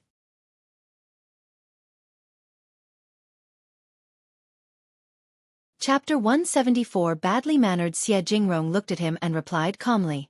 I don't think that this plant is over 200 years old. If that was the case, he wouldn't have waited until today to have it delivered to me. Moreover, I don't need it anymore. A plant over 200 years old was precious for sure. County Magistrate Qiao would have definitely not waited. Instead, he would have come to the hotel the moment he found it. He should stay away from this man as far away as possible. He already had one 500-years-old plant with him. What was the point of having another one that was less impactful? Startled, Yuezheng Xiao responded. Really? But, can he really lie to us? The Xie family would definitely hire someone to test the plant. Xianxia immediately countered. So what? He is not an expert, and maybe when he gets to know that he has got a wrong confirmation, he would prepare an expensive present and come to the Xie family, telling us that he was cheated as well. Yuezheng Xiao. How horrible are people in the official field? Xianxia smiled, as he tapped the table. That was why he never intended to take any more imperial examination. After he made it to the recommended man level, there was more than one person in the Xie family who could become active in the industry. On the other side, Officer Qiao, who had been waiting, was dumbfounded. Young Master Xie's servant did not smile but showed a very distant look. He rode away the moment he returned the stuff. Officer Qiao felt really humiliated. He lectured strategist Lu with a blackened face, and then turned to Madame Qiao. Madame Qiao was taken aback as well. This can't be possible. How can one turn down a friendly gesture? You offered the present so generously. How could young master have done that? It is so badly mannered. Officer Qiao was annoyed too. Young Master Xie is really ill-mannered. I should have delivered the present personally. If he had gone there personally, young Master Xie would not have returned the present, right? But there was nothing else he could do apart from complaining at this moment. He was blaming young Master Xie for not being able to understand the situation. What a pity! Officer Qiao sighed and was annoyed too. He asked with a slight feeling of jealousy. Who on earth found the 500-years-old Chinese fleece flower root and stole the favor from me? Madame Qiao felt annoyed too. If you want to know about this, carry out a thorough investigation. Young Master Xie must have offered them a great deal of money. Those narrow-sighted people might not have seen so much money before and would definitely show it off. No one would be able to conceal the secret of finding such an aged Chinese fleece flower root for long. It is easy to find the culprit this way. Officer Qiao thought for a while and nodded. Yes, I should definitely look into it. He should find out the culprit first, and maybe he could make use of that person to establish a relationship with the Xie family. Officer Qiao passed on the order to Strategist Lu. Strategist Lu took it as a way to compensate for his faults. He bragged that he was definitely going to find out the person within 3 days' time. He also believed that it would be so easy to figure it out. Anyone granted with such an amount of money would surely show off across the whole village. He could just ask the policemen from the governmental offices to ask around. However, 3 days passed, but there was no news about any such gains. There was not a single trace of that mysterious person. Strategist Lu, who had no way to go, had to report that back to Officer Qiao. Officer Qiao was so irritated. How could he have failed at such a minor mission? He asked his own men to ask around, but the result was the same.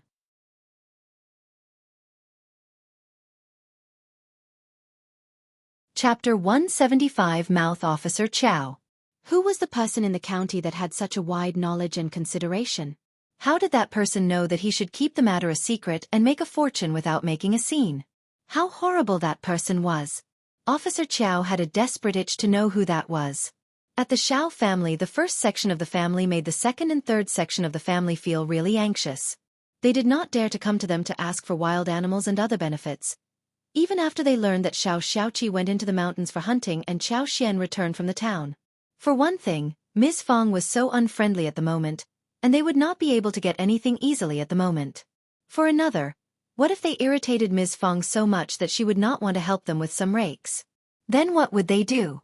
So they had to remain calm. Finally, Ms. Fang showed mercy and told them that she was going to help them with the rakes the following day. That made the other sections of the family feel assured. They let out a sigh of relief. When they calmed themselves down, they started to talk vividly. "Oh, eldest sister-in-law, finally you remembered this. Eldest sister-in-law, you are so slow, you have been postponing the spring plow.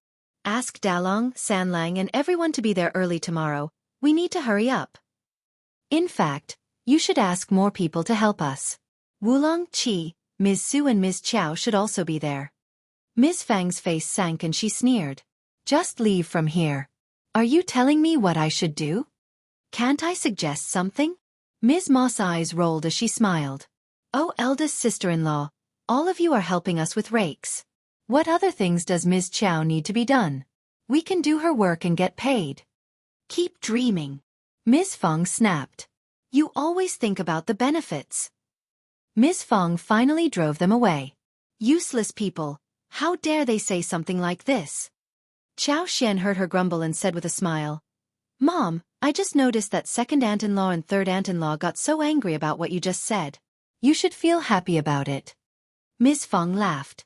"True, you are right." The next day, the first section of the family were still busy with their work. Before second uncle and third uncle could ask them what was going on, they were startled to see that Ms. Fang had spent money hiring some family with bulls to do the work for them. "Eldest sister-in-law, that is such a waste of money." People might have thought that they were concerned about the first section of the family spending their money. But Ms. Fang understood exactly what they were thinking. They thought that the money of the first section of the family was theirs, and they were always trying to get money out of them. They were so concerned about spending the money that should have been theirs. "I am wasting my money, so what? The job is getting done, what more do you have to say?" Second uncle opened his mouth. "But your sons are free. I don't want my sons to work for you, so what? Look at the rakes, I have fulfilled my promise, and that is it." Third uncle countered. "If you already had this plan, why not tell us earlier? Yeah, we have all been so worried."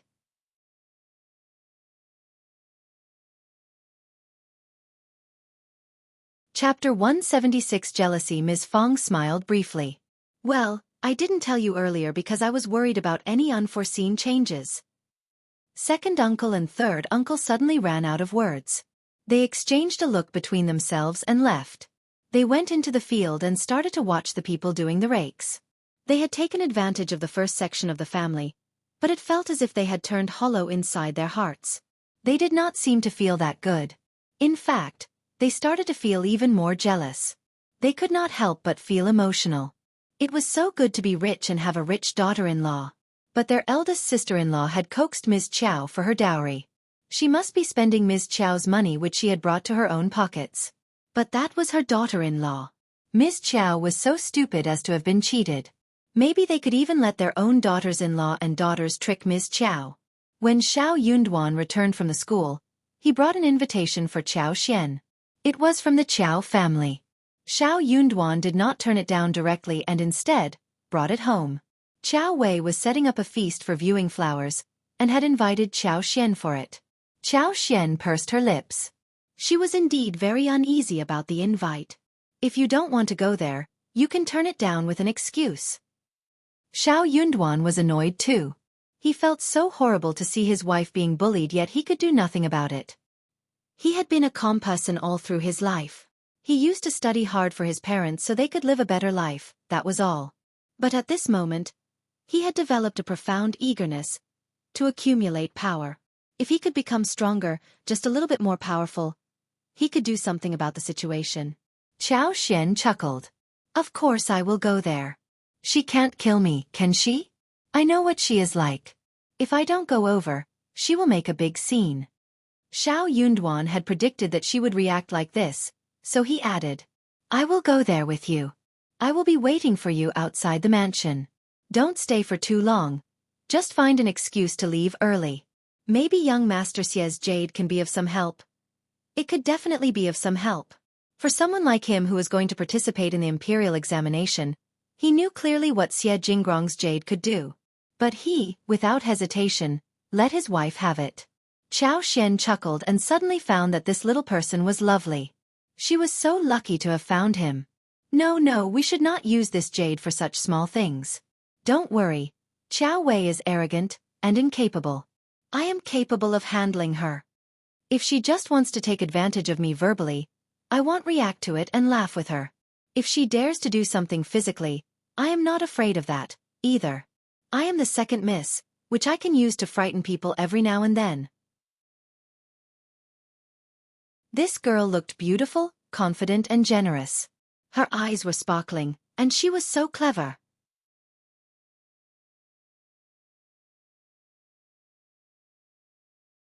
Chapter 177 Invitation. Xiao Yunduan suddenly felt as if his heart had been attacked by something. It was a feeling of warmth, soft and heartful, which flowed all through his veins. Then you should be careful, and be sure to leave early. Qiao Xian smiled. Okay. 2 days later, Qiao Xian and Xiao Yunduan went into the town together. Qiao Xian was well aware that Qiao Wei would like to see what a terrible life she was having, so she picked an ordinary-looking cotton dress and did a hairstyle only for married women, inserting a small silver hairpin in it. Then she added 2 commonly seen flowers that were no more than the size of a coin. She liked the beautiful roses or China roses that were fresh and blooming in her hair in daily life. But now that she was wearing the silk flowers and checked herself in the mirror, she wasn't that bad-looking either. From Qiao Wei's perspective, she was really poor. Qiao Xian was very satisfied by how she was dressed. At the Dragon Boat Festival, Qiao Wei was lectured by her father and had been grounded. She kept crying and felt really sad. A couple of days ago, her mother told her that the reason why her father disciplined her like that was because he had high expectations from her, and that made Qiao Wei very happy again. But when she thought of how Qiao Xian caused all this displeasure, she thought of inviting her for the flower show. The place where the flower show took place was in an abbey in the southern outskirts of the county. The abbey did not belong to the Qiao family, but a very wealthy businessman called Old Master Xiao. Old Master Xiao had a good field of over 800 mu as well as 2 large villages and 2 stores in the county. The family lived a very luxurious life. The Xiao family had been flattering Officer Qiao all this time, and the miss of the Xiao family, Xiao Ming, was Qiao Wei's follower. Hearing that Qiao Wei was coming to the abbey for the flower show, Xiao Ming was excitedly looking forward to the visit. Apart from these 2 ladies, she had invited some other ladies from noble families. Qiao Wei could not be too straightforward, and had Qiao Ko who would act as her foil. Qiao Ko had been feeling really annoyed by how Qiao Wei and Madame Qiao stopped her from meeting Xie Jingrong. She had even cursed them secretly. But that was all she could do since she had no power. Hence, in front of Madame Qiao, she still behaved like an obedient daughter of a concubine and a flattering follower of Qiao Wei. Qiao Wei and her mother were aware of how concubine Du and her daughter held a grudge towards them, but what could they do about it? A concubine as well as a lowly daughter could not do anything big anyway, right? They were nothing more than slaves. Qiao Ko would always have to obey Qiao Wei's rules and follow her orders no matter what. As for how Qiao Wei wanted to set Qiao Xian up, Qiao Ko became even more active and eager than Qiao Wei herself. She could not do anything about Qiao Wei, but she could definitely do something about Qiao Xian. Whenever she remembered that Qiao Xian was not living a good life, she felt slightly better. Therefore, it could be said that the dog was even worse than its master. Xiao Ming clearly understood what Qiao Ko said and had no opinions against that. She found it fun too. She was even waiting to see how Qiao Xian could be humiliated. Qiao Xian walked up to the abbey of the Xiao family under Xiao Yunduan's worried look. Instead of saying anything, she stuffed the invitation into the gatekeeper's hands. I am County Magistrate Qiao's daughter. Is my sister here? Can I go in? Gatekeeper.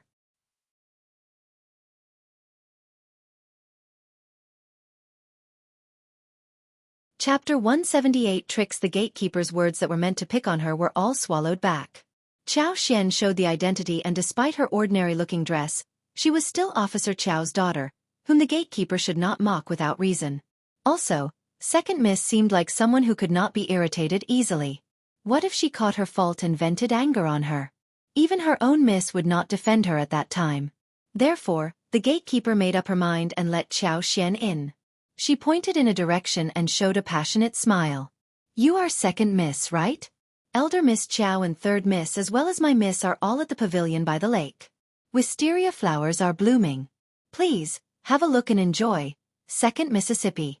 What a trick! Qiao Xian immediately understood that there was something tricky in her words. She would not go there now that she had realized that something was wrong. Only stupid people would follow the direction.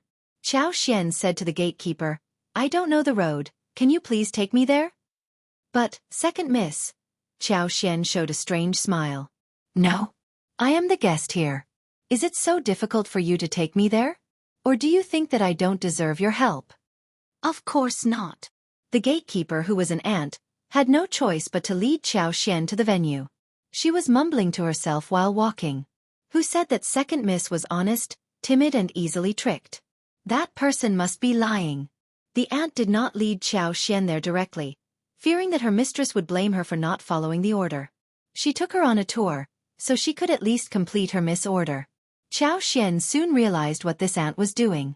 But she said nothing. She did not care if she had to walk a little more. Moreover, she was not worried that the ant would take her somewhere dangerous. She could see the whole abbey when she opened her magical senses. Nothing could escape her sight. She could sense where Qiao Wei and the other ladies were, and what they were doing. Suddenly, Qiao Xian paused. She was both surprised and overjoyed. She saw 2 small tomatoes that were growing randomly in a corner. The 2 tomatoes were not growing in a healthy way and had collapsed. There were flowers and red fruits, but they were not very big in size. It was something the Zhao family had gotten from somewhere, but they could not recognize what these plants were, so they put them randomly in this place. No one would spend much effort planting fruits. That was why they were left alone here. It was a very good thing for her. She glanced around and saw that she and the ant were alone. Qiao Xian suddenly let out a scream and paused in her steps. "I seem to have dropped my handkerchief. Ant, please find it for me." The ant had no intention of helping her, but she suddenly thought of something and nodded immediately. Qiao Xian smiled.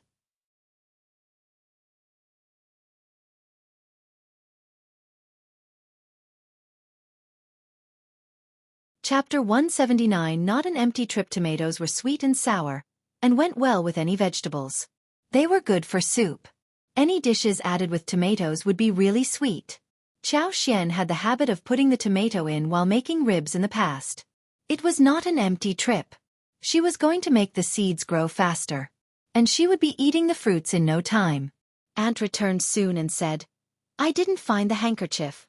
Have you remembered it wrongly?" Qiao Xian smiled. "It looks like that. Maybe I didn't drop the handkerchief.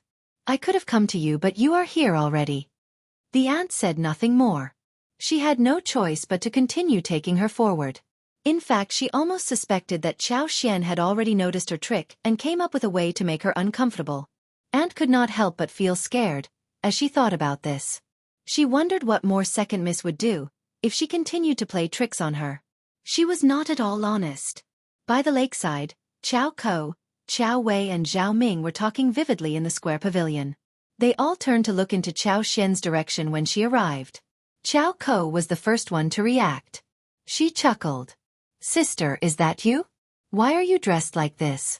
"I thought that you were a servant of this abbey." Qiao Wei burst into laughter, and Zhao Ming grinned as well. The other 4 or 5 ladies were either laughing or chose to remain silent.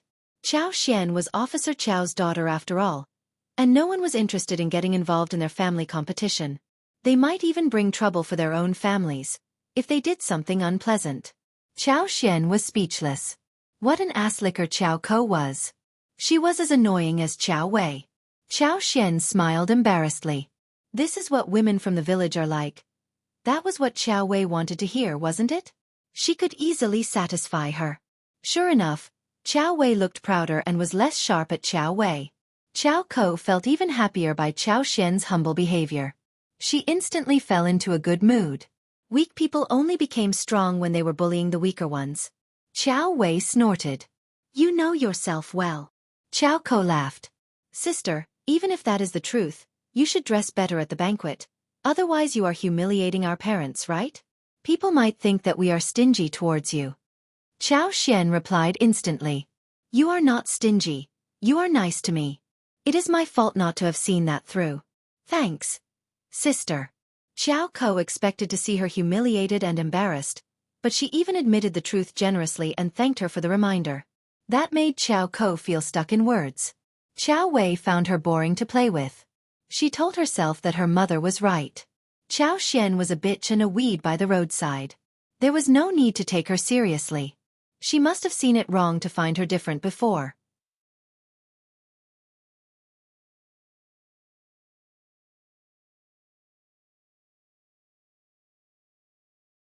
Chapter 180 Fight Qiao Ko, who had been thinking about humiliating Qiao Xian, got so annoyed. Why did Qiao Wei give up tormenting Qiao Xian only after a few minutes? What was she thinking? Qiao Ko tried to come up with some ways to set her up. But Qiao Xian did not get into trouble with her. No matter how horrible her words sounded, Qiao Xian listened without countering, and occasionally, she even behaved as if she were guilty. On the other hand, though Qiao Wei lost interest in speaking with Qiao Xian, when she saw Qiao Ko bullying Qiao Xian, she became interested again. She wished that the two concubine daughters could fight each other. However, Qiao Xian was too timid to cause any trouble, which made her lose interest. Of course, she would not want to get involved. But the sisters of the Fang family did not like it. They helped Qiao Xian out by engaging in a conversation with Qiao Xian and eased her embarrassment. Jealous and angry, Qiao Ko did not like it when someone helped Qiao Xian out. What was the point of helping her? She was just a countryside woman. She rolled her eyes and screamed. Oh no! Sister, I just lost my jade in the water. Can you help scoop it out? Thanks very much. They were all taken aback. The Fang family sisters exchanged a look between themselves, and felt helpless. The third miss of the Qiao family was being so unreasonable. She could have asked a servant to fish it out rather than let second miss get it. Qiao Wei smiled and said nothing. Qiao Ko became more arrogant as she snapped. Sister, you won't turn me down for such a small thing, right? Of course not.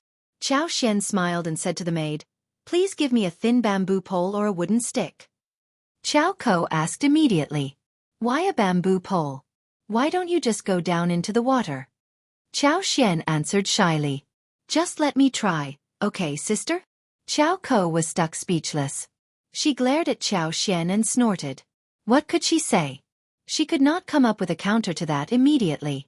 She was not stupid. If she disapproved of her suggestion, it would be visible to everyone that she was just setting her sister up. It was not a glorious action and she needed to save her face. She had already noticed people looking at her weirdly. Qiao Ko was pretending to be calm, yet she was feeling humiliated and angry inside her heart.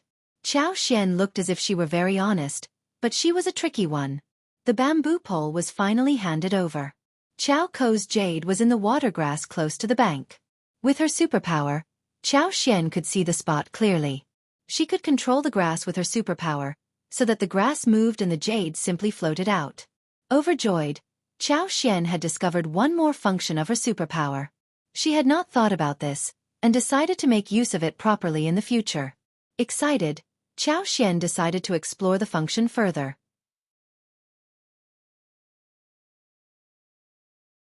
She was going to develop it well. If she could use the superpower to control some plants, she could even protect herself. Won't she be totally invulnerable then? In front of everyone, Qiao Xian used the bamboo pole to take hold of one grass blade so the grass was tangled with Qiao Ko's jade.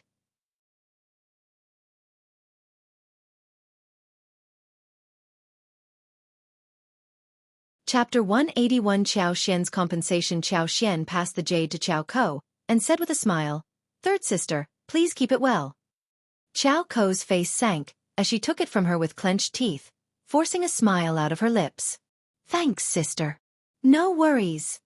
Qiao Wei pursed her lips, thinking that she was such a useless person who could not even give her sister a hard time.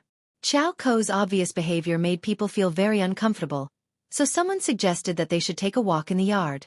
The idea was supported by many people, and everyone headed towards the garden with Qiao Wei.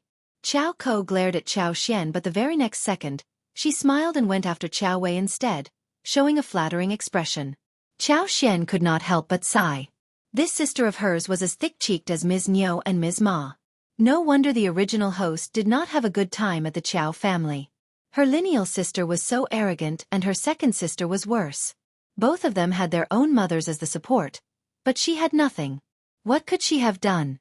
Qiao Xian raised her eyebrows and started to look around extensively. Everyone was watching the flower show, and headed forward without noticing the 2-finger-thick vines stretching out, which tripped Qiao Kou over. Oh! Qiao Kou became annoyed but was worried that Qiao Wei would be displeased, so she kept flattering Qiao Wei and showed no awareness of the vines. That's how she tripped over together with Qiao Wei. The two sisters fell to the ground and the whole crowd let out a scream. Elder Miss Qiao! Help Elder Miss Qiao up quickly! Most of the people present did not take Qiao Kou as someone important. They had seen how Qiao Wei behaved and how Qiao Kou treated her. They all thought of Qiao Kou as someone useless. Even though she fell hard, no one cared about her. But Qiao Wei fell, which was a troublesome matter. Qiao Wei was in so much pain that she turned pale. She could not regain her breath until a while later. She was snorting inwardly with hands over her knees, as she was helped up by the crowd. The maid lifted the dress and everyone gasped. There was a purple patch on Qiao Wei's knees, which was bleeding against her fair skin. It was a very shocking scene. Bring the doctor over quickly. Zhao Ming's face crumpled as she turned to her maid and instructed. She was making complaints inside her heart. Elder Miss Qiao was hurt in her garden, and that would make her look like an irresponsible host. Elder Miss Qiao better not get mad at her. Qiao Kou was even more anxious than her. She almost wanted to kill herself. She felt like collapsing into a faint. How did this happen? She was not injured, but Qiao Wei was. Sister! Qiao Kou sobbed. I am sorry, I did not mean that, sorry. Qiao Wei felt like she was dying, but she had to keep her temper down in front of so many people.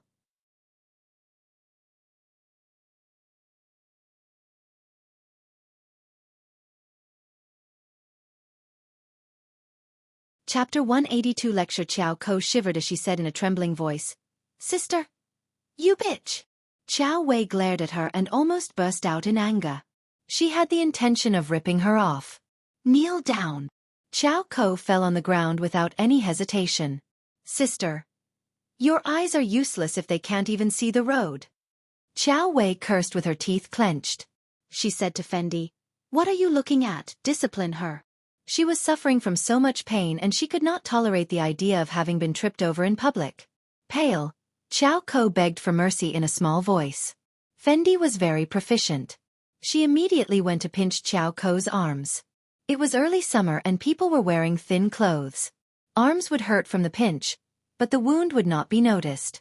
They were guests in someone else's home, and should not slap them on the face. It would be seen. Qiao Kou's head almost exploded. She, out of compulsion, could not dodge it.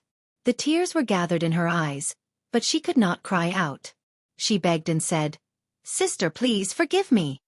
Qiao Wei's anger was vented as she said coldly, You bitch, just wait until we get home. I will teach you a proper lesson then. Qiao Kou sobbed. It is my fault, I have hurt you, sister. I will definitely beg for forgiveness from mother. Please don't be mad at me. Qiao Wei snorted and stopped glaring at her. What a bitch. She was not even worth the attention. Seeing her on her knees, wiping the tears, she was still really mad at her. Qiao Kou gritted her teeth and reminded herself that she could not offend Qiao Wei, so she had to keep the hatred inside her heart. She hated Qiao Xian fiercely at this moment. She was humiliated in front of Qiao Xian. She had wanted to embarrass Qiao Xian but got humiliated herself. Qiao Kou felt increasingly annoyed.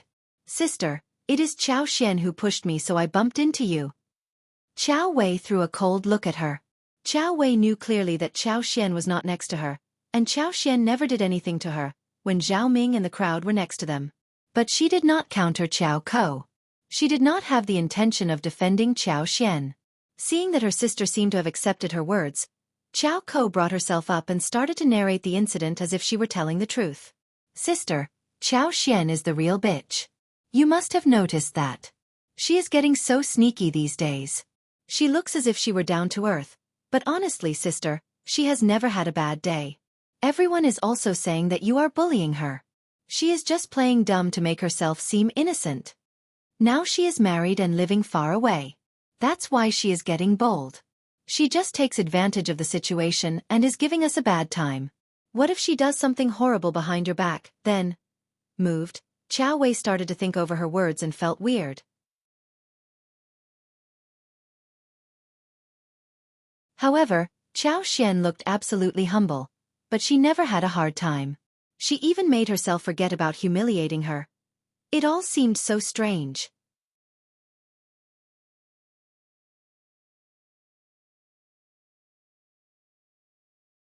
Chapter 183 made Qiao Wei could not help but start to think about the past. She suddenly felt that she never had any impression of Qiao Xian at all. She was just a silent person who never drew anyone's attention. She looked honest at the moment, but she did not seem as genuine as before. Qiao Wei's face started to turn twisted. Was Qiao Xian putting on a show? Was she lying to her? What was she thinking? Qiao Ko was observing Qiao Wei, who apparently had taken her own words seriously. She could not help but chuckle inside her heart. She was trying to make Qiao Xian get sullied with all kinds of filth. Soon, Zhao Ming was knocking outside, whispering that the doctor was here. Qiao Wei threw a look at Qiao Ko. Get up. Thank you, sister. Qiao Ko answered and got up carefully with the help of the maid's hand. Qiao Wei had just skinned her knees, and the extreme pain had already passed. The doctor gave the medicine and went away. Qiao Wei was not in a mood for any more fun. Her limping leg could not take her anywhere. She even wanted to leave without eating lunch. Zhao Ming could not keep her but walked her out personally. When she left, the others did not remain there any longer and bid farewell. Qiao Xian let out a sigh of relief that she was finally going to leave. But Qiao Wei said to her, "You don't come to the town often, so come back home with me and greet our mother." Qiao Xian agreed obediently and glanced at Qiao Ko. She could see how proud Qiao Ko looked. At this moment, Qiao Xian withdrew her gaze and understood that she must have played some tricks in the middle. Qiao Xian hated Qiao Ko deeply. She was like a fly who kept disgusting people. Sometimes she just did not understand what benefit would Qiao Ko get after picking on her. It was never easy to understand what these rubbish people were thinking. Qiao Xian followed Qiao Wei and Qiao Ko to the wagon and headed towards the town. Qiao Ko kept mocking her on the way there. But Qiao Xian did not counter her and stayed silent. She was going to see what Qiao Ko would get after sucking up to Qiao Wei. Qiao Wei did not mock Qiao Xian, but called out a maid called Lu Yan. She said to Qiao Xian, "You are father's daughter and you don't even have a maid. Father would look bad in this way. Take Lu Yan home. She will be your maid from today onwards." Qiao Wei never mentioned anything about the maid's contract, because Lu Yan's contract was in Qiao Wei's hands. Qiao Xian was startled and she panicked. "I don't think it would work. We are just a countryside family." "Just take her." Qiao Wei looked impatient as she said coldly, "You don't even want to accept my gift?" "No. Thanks, sister." Qiao Xian accepted Lu Yan reluctantly, but Lu Yan wasn't at all happy. She clearly knew that the countryside wasn't a good place to live in and she didn't know when she would return to the town. She did not even look at Qiao Xian, but kowtowed to Qiao Wei politely. She looked extremely unhappy.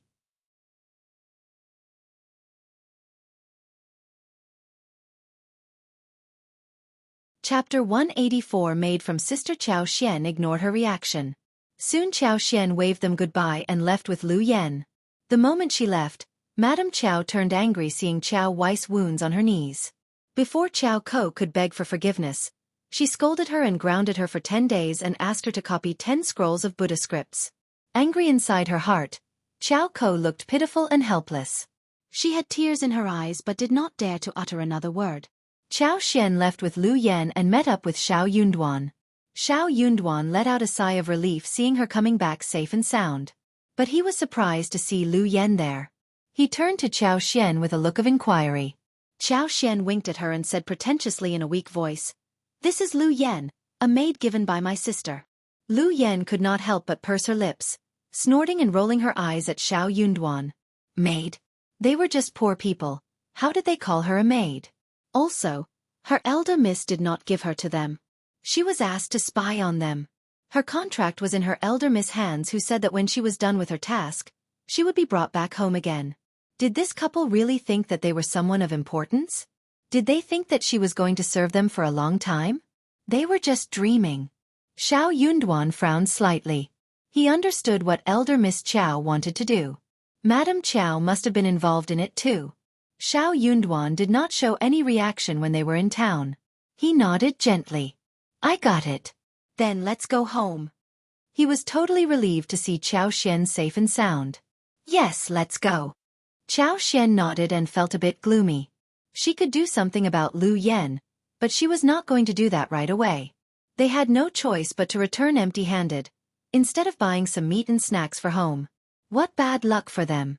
The roasted chicken they bought the other day was used to save the man on the road. She had intended to buy another one today.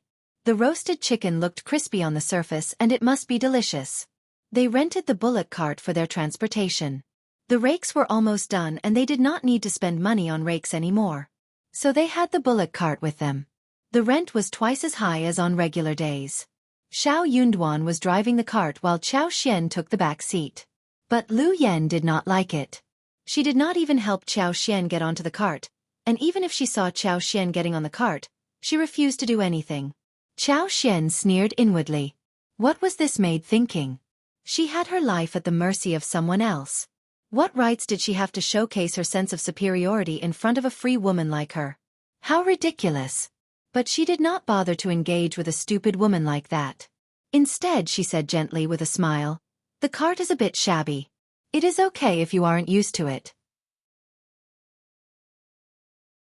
You will be able to catch up with us. We won't run too fast, so you can walk along. Lu Yan was startled. So, she was either taking the cart or walking. Qiao Xian was not going to hire the wagon for her. She did not have money. Lu Yan felt that Qiao Xian was actually stabbing her right in the face, and she could not see what was going on. However, she was not going to walk it. She was going to travel far into the mountains, and she needed to keep her legs for such an unknowingly long trip.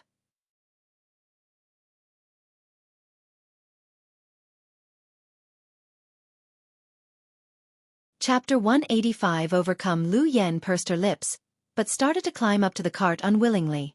When she was about to climb on, Xiao Yunduan waved the whip that hit straight on the bull's back. The bull, which got the jerk, suddenly lunges forward. Lu Yan let out a frightened scream. She took hold of the edge and climbed onto the cart in a messy way. But Xiao Yunduan did not have the intention of stopping. He did not care about the commotion behind his back. Qiao Xian asked Qiao Xian in concern. Are you all right? She almost burst into laughter but controlled it. Xiao Yunduan, who looked so honest, could even throw a prank like this. She loved it. After a long while, Lu Yan finally settled on the cart. She was furious and glared at Qiao Xian. All right. She was not at all right. Qiao Xian ignored the stare and showed a gentle smile, sounding tolerant. That is how a bullock cart works, not as comfortable as a cart, so, please learn to get used to it. Having said the words, Qiao Xian ignored her and whispered to Xiao Yunduan. Looking at the shabby cart, and the chair that had been taken by Qiao Xian, she found that she did not even have anywhere to sit apart from the filthy board. Moreover, her hands were still on the board. Lu Yan felt so disgusted that she raised her hands in the air. The next second, she again got flung backwards on the cart, and almost got herself smashed on the board. Feeling wronged, Lu Yan burst into tears. She felt so humiliated, but she did not want to show it. So she tried to hide the sobbing sound. Poor her. Why her? Why was she suffering from misery? She did not want to stay here anymore. She turned to Qiao Xian's retreating figure. It was the second miss who made this happen. She was going to see what second miss had so she could take revenge on her when she returned. Finally, they arrived at the village. Xiao Yunduan and Qiao Xian led Lu Yan home. Seeing the shabby-looking house, Lu Yan felt even more sad. What a terrible place. Qiao Xian felt a little bit troubled too. What was she going to do about the accommodation? They had 2 rooms available, but they needed to be cleaned up. Qiao Xian presented Lu Yan to Ms. Fang and Xiao Tao Tao. Then she turned to Lu Yan. Come and greet Madam Xiao and third miss. Lu Yan was startled. Ms. Fang and Xiao Tao Tao were startled too. No, it is okay. Ms. Fang shook her head and arms. She was not used to such behavior. Qiao Xian added, Mom, this is the maid my sister gave us. We can use her in any way we want. That is the rule. Lu Yan, kneel down and greet them. Slaves, when they met their masters for the first time, needed to kowtow. Lu Yan felt dizzy and was shocked. Was she going to greet a countryside woman and a rural girl? Second miss was mental. She was not her real master. Qiao Xian frowned. What are you doing, Lu Yan?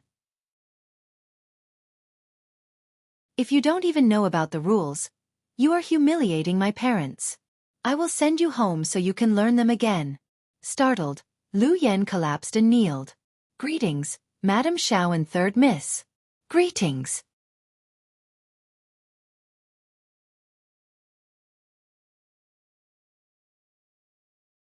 Chapter 186 Habit. Seeing that Qiao Xian could make her kneel down so smoothly, Lu Yan could not help but feel irritated. But it was already too late. She was a maid after all, and she was used to kneeling down. So she did it almost subconsciously. Xiao Tao Tao got so frightened that she retreated backwards, and turned to look at Qiao Xian nervously. Ms. Fang was startled as well. Well, get up now. She almost reached out to help Lu Yan up, but Qiao Xian stopped her secretly. Qiao Xian turned to Lu Yan and smiled. You have done well. Get up now. From this moment on, you should settle down properly and serve us full-heartedly. Just do what you are supposed to do. Do not say anything that should not be said, or do anything that should not be done. In this way you can live a good life. My mother-in-law and her family are all excellent and kind-hearted people. You can be assured. Okay, let's go and clean up your room. Qiao Xian looked at Ms. Fang when she said that. Ms. Fang nodded dumbly as Qiao Xian led Lu Yan to a small wing room, where she needed to clean up everything alone. She was the maid, but why must she clean up her own accommodation as well? Seeing that the light was bad, and there was some mold floating in the air, Lu Yan noticed that the broken side room was filled with stuff. Everything was so filthy. She got so angry that she said to Qiao Xian, Second miss, this is not a place to live. Qiao Xian smiled. This is what the countryside is like. What about me sending you back home, if you are not used to living here? Lu Yan. She wanted to do that too, but she could not leave, not right now. Lu Yan almost burst into tears. But how can I clean it up? I don't know how to do that. Second miss, please get 2 people to help me out. She worked with elder miss as the secondary maid, who had never done this kind of tough labor work. Qiao Xian stopped smiling and frowned. Who do you want me to get to help you? Me? My mother-in-law? My sisters-in-law? You are a maid, and this is your work. What about you going back to the Qiao family and bringing someone over to help you? Standing there motionlessly, Lu Yan turned to look at Qiao Xian in disbelief. Qiao Xian ignored her, turned around and left. Lu Yan stared at Qiao Xian transfixedly. For a moment, she almost felt that there was something wrong with Second Mississippi. But she said nothing in return. Seeing the mess in front of her, she felt so bad that she wanted to die. She was not in a mood to do anything. Qiao Xian went to speak with Ms. Fang and Xiao Tao Tao about Lu Yan's presence here. I did not dare to tell you about this, Mom, because I was worried that you would hate me. My lineal mother doesn't like me that much, and Lu Yan is here to spy on me. She might even do something to make our family worse. So, Xiao Tao Tao was transfixed.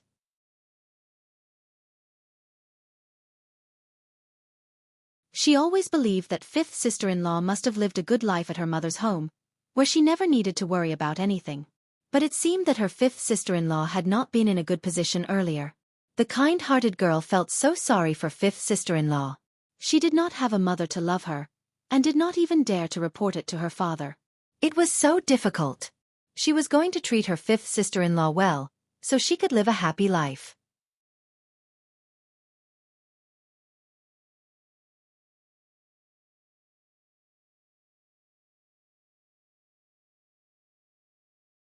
Qiao Xian did not want Lu Yan to see these, nor did she want mice or birds to peck at them, so she entrusted Xiao Tao to do the job.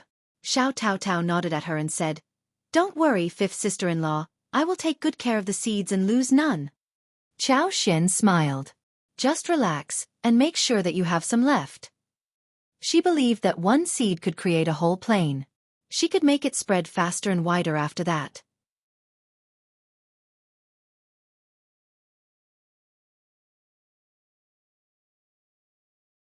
Chapter 188. Feeling good, the two of them talked and then went up to the yard for a walk. There were many loquats, plums, mulberries, and bayberries in the garden, which looked very attractive as they were hanging on the branches. The two of them held a few in each basket. They washed and sun-dried them, so that the whole family could eat it. Wild lemons had grown quite a bit, so had peaches, as well as dates, persimmons, pears, grapes, and figs. The watermelon's veins were everywhere, casting a patch of greenness on the ground, looking really interesting. The watermelons were round and in different sizes. The large ones were as big as bowls. Qiao Xian felt that she could pour in some power so the watermelons could be ready to be eaten earlier. What a wonderful thing! The pomegranates were also blooming, and they were particularly bright and dazzling. No wonder there was a sentence in the ancient poem, "In May, the pomegranates shine brightly." The planted panax nodo ginseng and ginseng had already sprouted and grown more than 2 inches tall. Gastrodia looked even more energetic and neat. Xiao Tao was very careful and excited when seeing the medical herbs.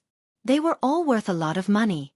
She was so happy for fifth sister-in-law, even though the plants did not belong to her. By evening, the whole family was back and learned about the maid. For farmers' families, it was a fresh thing. So Lu Yan attracted a lot of attention as if she were someone rare. Lu Yan started to feel quite proud inwardly.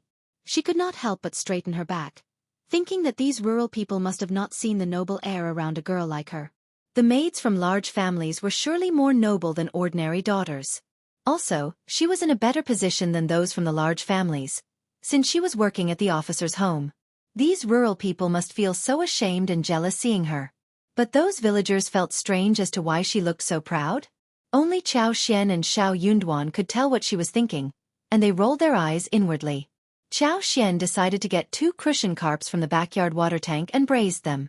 There were many fish and shrimps in the river, and Xiaoqi always brought back some and added them to the water tank when they ran out of ingredients. Qiao Xian was used to making meat dishes, and Ms. Su, as well as Xiao Tao would take care of the preparations. Seeing Qiao Xian working so hard in the kitchen, Lu Yan stayed far away from them, fearing that Qiao Xian would ask her to help as well. She laughed at Second Mississippi. She was even worse than a maid like her. She had never needed to do any work in the kitchen. She was going to remember this and tell Elder Miss about this. Her Elder Miss was definitely going to be very happy. Qiao Xian made braised carps, steamed eggs, and then walked out of the kitchen. Miss Su made fried yam slices and stewed beans. They added a bowl of sponge gourd and the whole family started to eat together. Before Lu Yan could see the dishes, Qiao Xian took her to the kitchen. "We don't have any rules here. You don't have to stay by our side when we eat. You can eat in the kitchen if you want to." Lu Yan. Staying by their side? What were they dreaming about?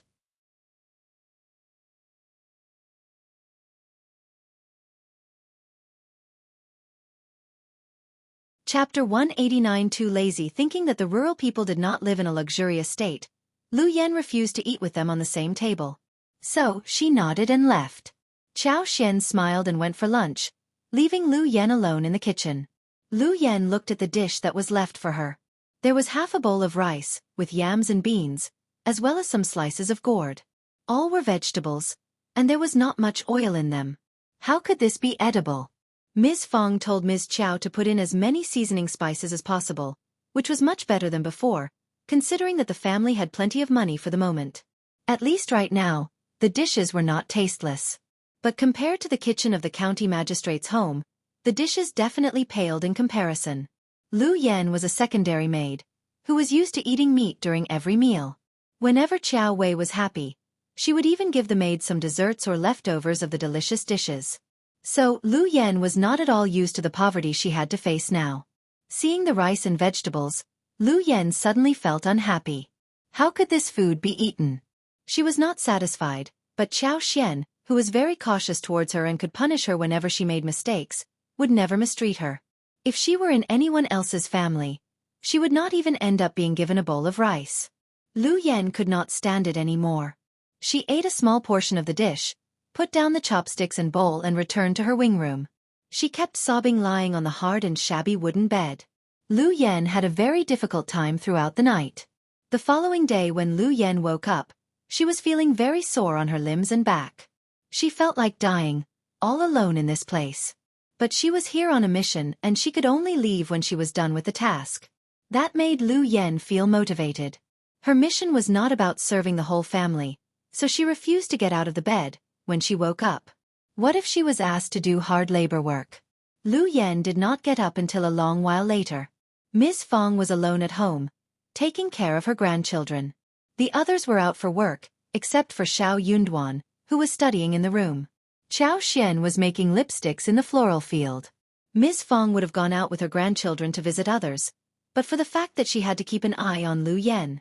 She glanced at Lu Yan's room, feeling very displeased. How could a maid be so lazy? She should have been sold away. Lu Yan combed her hair, washed her face and found 2 steamed buns for breakfast. She ate them up in silence. The steamed buns were cold and stiff. For Lu Yan they were like wax. Lu Yan was greedy for the steamed buns with meat and ground meat porridge. She desperately wanted to go back to where she came from. Lu Yan gave herself a pep talk and then went up to Ms. Fang.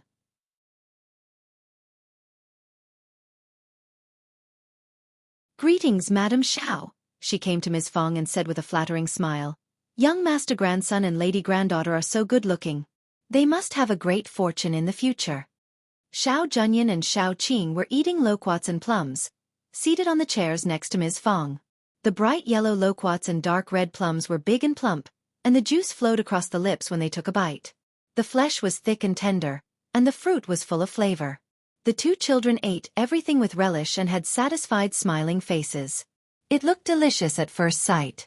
Lu Yan could not help but feel like eating the fruit as well. She gulped down the saliva and reached out for the basket.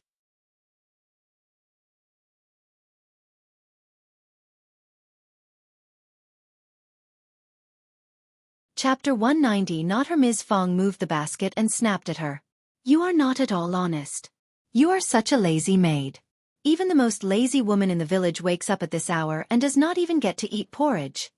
Lu Yan sneered and thought that she was not a woman from the village anyways. Lu Yan felt humiliated when she was snapped at by an elderly woman from the countryside. She forced a small smile out of her lips. "You are right, Madam Xiao. I will correct myself. Where is second miss? Is she also working in the field?" "Of course." Ms. Fang snapped at Lu Yan, as she pursed her lips. "We need to eat by doing labor work. You can sweep the yard. The broomstick is in the corner. That is your job from this day on, 1 sweep in the morning and the evening, no early sweeping in the afternoon, wait until the ducks, chickens and geese all return to the nests." Lu Yan felt even worse when she heard about her task. "Madam Xiao." Lu Yan's smile stiffened as she said unhappily, "But I am here to serve second miss, and I can't do such heavy labor. I am not good at it either." "There is such a thing as serving." Ms. Fang's eyes arose as she sneered. "Let me tell you, Ms. Qiao is working at our home, and your status is even less than hers. What are you countering me for? One more word, and I will slap you right on the face." Lu Yan's face turned pale. She was startled. She believed her words completely. Rough women from the countryside always hit or scolded people, instead of talking reasonably. She could look down at Ms. Fang and her family in her heart, but she could not dare to counter Ms. Fang if she really slapped her. "It is my fault. I am sorry. Madam, don't be mad, I will sweep the floor now." Instead of arguing, Lu Yan started to sweep the floor. Ms. Fang frowned. Xiao Tao Tao had swept the floor early in the morning. Lu Yan could never do a good job. This was such a mess. Ms. Fang looked down at her inside her heart. What was she doing here? And she even wasted their food. Ms. Fang wanted to drive her away directly, if she could.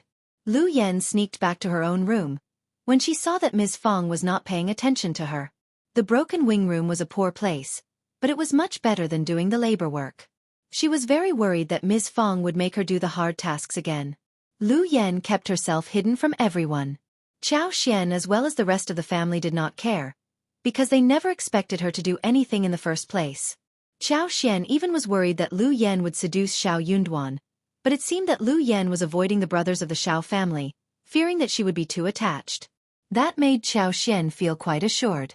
Lu Yan did not dare to irritate Ms. Fang, so she tried to get close to Ms. Su and Xiao Tao Tao, hoping to get some news about Qiao Xian from them. But Ms. Fang had told Ms. Su and Xiao Tao Tao not to say anything, so her attempts failed. They were worried not to be able to counter Lu Yan, who might use tricky means, so they kept silent and said nothing. Without any way out, Lu Yan failed to get any valuable information for Elder Miss Qiao, so she clenched her teeth and expressed that she was going to keep Qiao Xian company to do labor work in the fields. But Qiao Xian turned her down.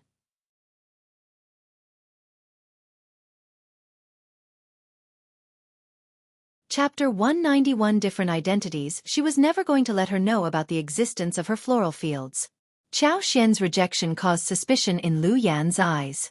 She tried to stalk Qiao Xian, but was discovered by Xiao Xiaoqi. Qiao Xian lectured her and asked Xiao Tao Tao to take her to Ms. Fang. Lu Yan tried to sneak into Xiao Yunduan and Qiao Xian's room when Xiao Yunduan was at the college for studies, trying to find something there. But Ms. Fang got to know and found her when she was going through the wardrobe. Ms. Fang snapped at her angrily.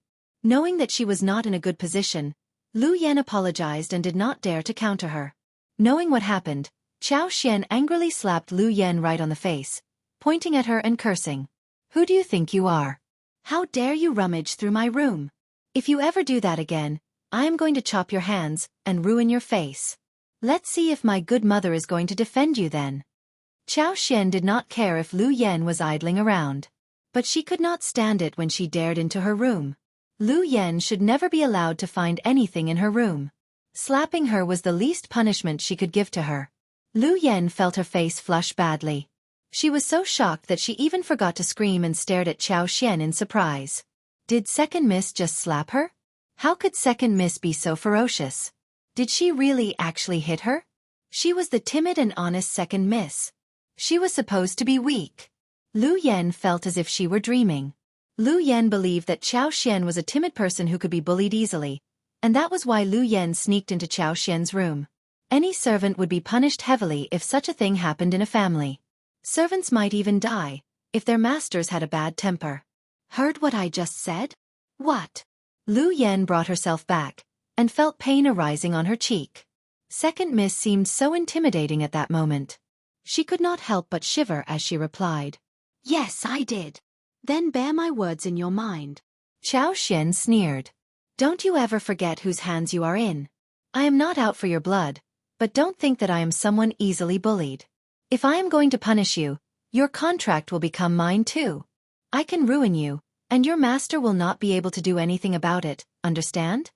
Lu Yan turned pale and showed horror and fright.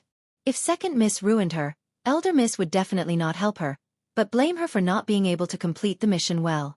She would kick her away instead of caring about her.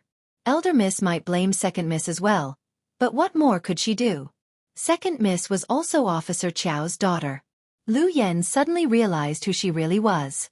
She was just a maid, and Second Miss was the master. They had a huge difference in their identities.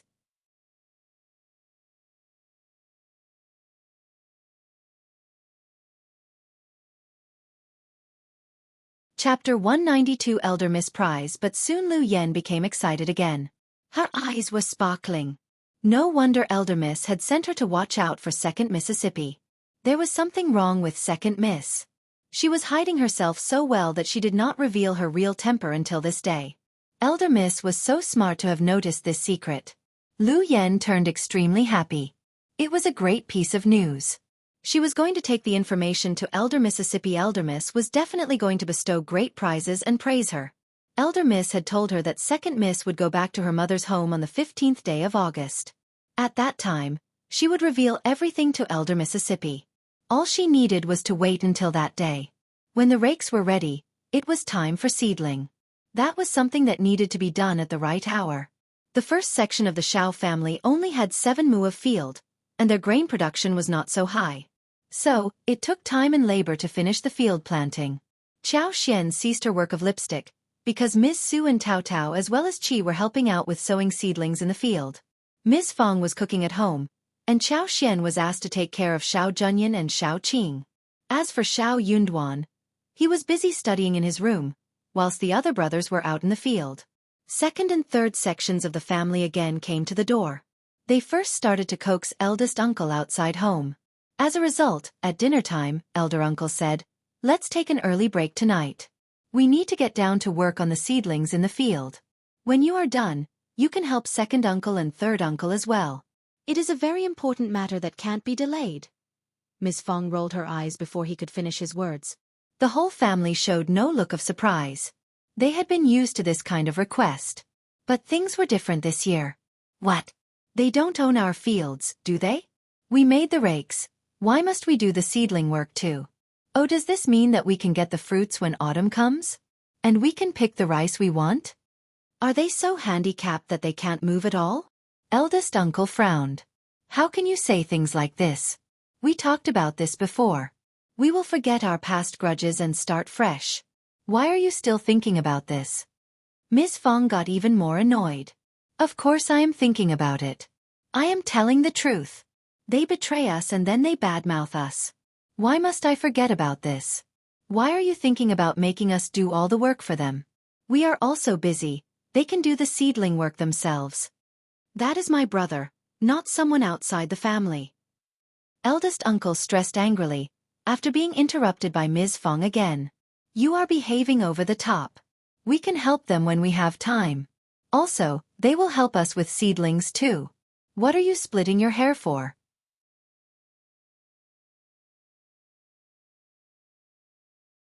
We don't need them. They can do their own work if they have time.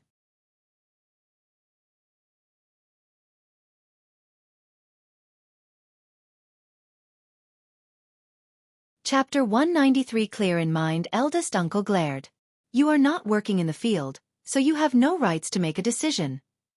Ms. Fang looked at her sons. Do you need second and third uncle for help? Xiao Dalong was too honest to make an expression. He scratched his head and did not dare to utter a sound. Miss Su did the same thing too. She did not say a thing, but inwardly, she was cheering for her mother-in-law. Xiao Sanlang did not give up after hearing what his mother said. I don't think so. They are always lazy and they never do anything. Xiao Xiaoqi and Xiao Tao Tao nodded in agreement. They are so lazy and slow. We are much faster. Last year when we helped second uncle with the seedling, second aunt-in-law took second cousin back home and told her to help with cooking. But when we came to her home for lunch, we did not get to eat any food except for one pot of porridge and pickles. That was such a simple lunch that I believe the second aunt-in-law could have done it alone. Eldest uncle. Heard that? Ms. Fang sneered. No one cares about them. They are just tricking us. They are getting more and more treacherous towards us. Elder uncle felt humiliated as he said in a sunken voice. You should drop the idea. We are going to help, that is all. Understood?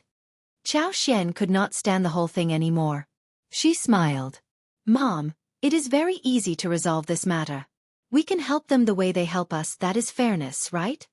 The whole family immediately got clarity in their minds. Xiao Yunduan could not help but glance at Qiao Xian, smiling. He had come up with the idea before, but he could not say it out loud. He was the son, who should not humiliate his father publicly. It was better for his wife to say so. That is true. Xiao Sanlang struck his leg, eyes sparkling. This is a great idea. You are so smart, fifth sister-in-law. Eldest uncle shivered. Shut up, Ms. Qiao. What kind of idea is it? Seedling is an important thing. We have to take it seriously. Ms. Fang was very displeased. She sneered. What are you shouting at my daughter-in-law for? We are being totally fair, not messing around. Seedling is a very important thing, so you can ask your brothers to pay attention to their own business. It should not be delayed, right? Why didn't you blame them for being lazy? Isn't seedling important for them? If you like them so much, you can help them yourself. Qiao Xian said, after the seedling process is over, we are going to host the wedding for the third sister-in-law, and we are totally occupied. I need to hire elder brother and elder sister-in-law to help with preparations. She really did not have time to help the other sections of the family with anything. Xiao was not yet done with lipsticks. She needed to continue with her work. Yuezheng Xiao had told her that she should make as many as possible, and he was going to buy them all. They only had 500 lipsticks available for sale. She had to hurry up. One lipstick was worth 2 liang, and that was a great thing. They had no wax, so she needed to take Qi and Tao Tao into the mountains. She was going to take in 30 bees boxes within a month. She planned to plant mushrooms too, apart from lipsticks. She had made a new plan. She was going to plant fungus, especially white fungus, which were widely accepted, valuable and precious.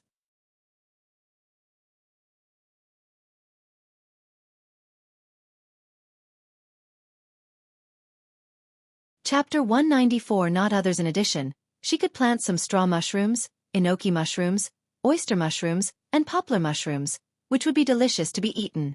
She did not trust anyone else, but her family. Ms. Su did not dare to counter her father-in-law while facing something else. But Xiao was talking about the business that helped Ms. Su to earn money, so she had to say something. Working for Xiao helped her earn money, and that made Ms. Su feel really pleased. She often counted the money she had saved in the room, laughing like a silly woman. She was saving it all for her own future. So when Xiao offered some more work, while her father-in-law intended to get them to help the other sections of the family, she felt really annoyed. As a result, Ms. Su said boldly, "True. Dad, we can't delay what fifth sister-in-law needs us to do, right? We must help our own family first." Ms. Fang looked at Ms. Su. "You are right. We should understand who is closer, and who is further away from us." Furious, eldest uncle finally snapped. "You are all trying to irritate me. All right then, you all can stay put. I will go over myself." Having said the words, eldest uncle walked away, angrily. Ms. Fang sneered. "All right, just leave my sons alone. Don't you forget to stay for lunch there." Eldest uncle wanted to ignore what she said, but caught all of it.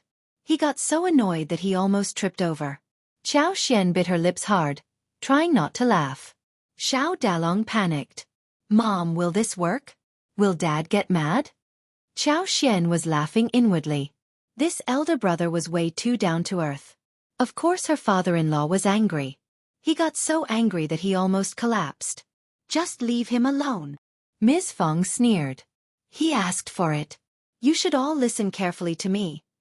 Never join him and help them." Xiao Sanlang and the others nodded happily. "I want never." Although they felt a bit unsure about their father being angry, it was such a wonderful feeling, wasn't it? Xiao Dalong intended to say something more, when Ms. Su tugged his sleeves, so he said nothing else. His wife was smarter than him, so when his wife made the suggestion, he closed his mouth no matter how confused he was. Unless it dealt with principles and bottom lines. The following day, Xiao Dalong and Ms. Su went to work in their own fields. Ms. Fang was busy with housework, whilst Xiao kept the two children company and fed the ducks and roosters. Roosters only needed to walk in the yard, where they would get happy and return on their own at night. Ducks and geese had grown very big as well.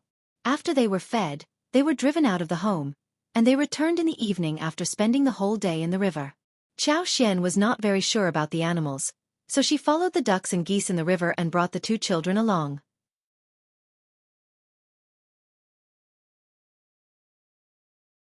When they returned home, she knocked at the door, waking up Lu Yen. Xiao felt that such a lazy person should not remain at home. If she had nothing to do, she would cause trouble. In this case, she could be given to do something. Lu Yen was hesitant. Apparently, she did not care about Xiao when she was not really in contradiction with her.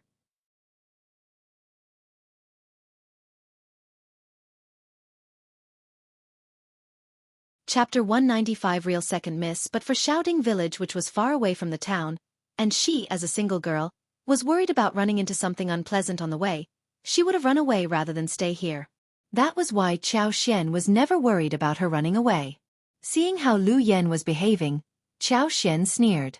"Sweep the floor clean, chop the wood well and wash all the clothes. No food for you, if you don't finish the work.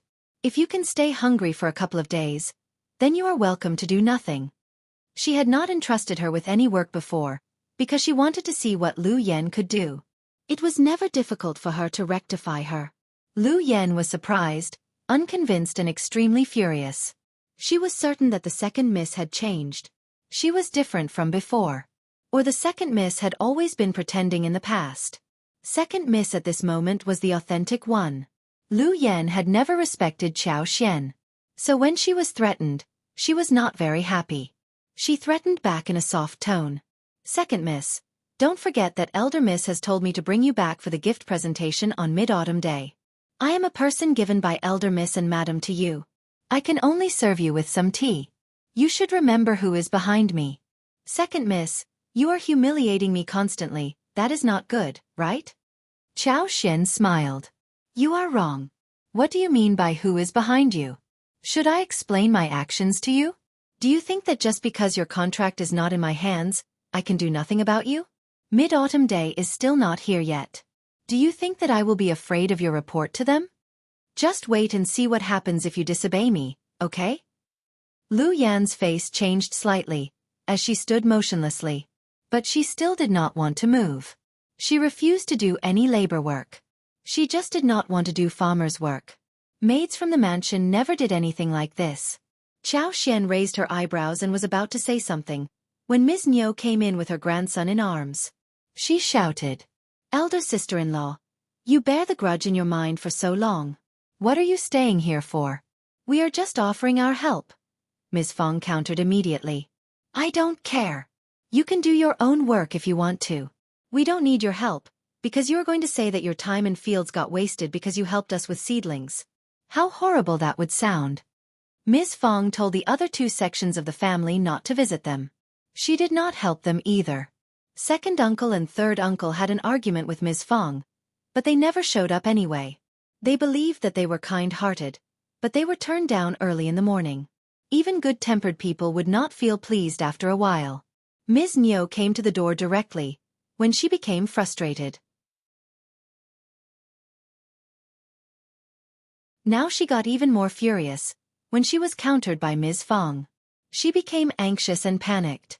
Actually, she was upset about having to do everything alone.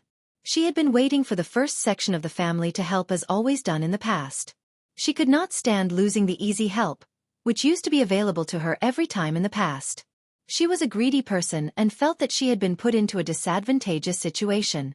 Ms. Fang was so disgusting, she thought. Ms. Niu glared at Qiao Xian. She felt that it was all Qiao Xian's fault.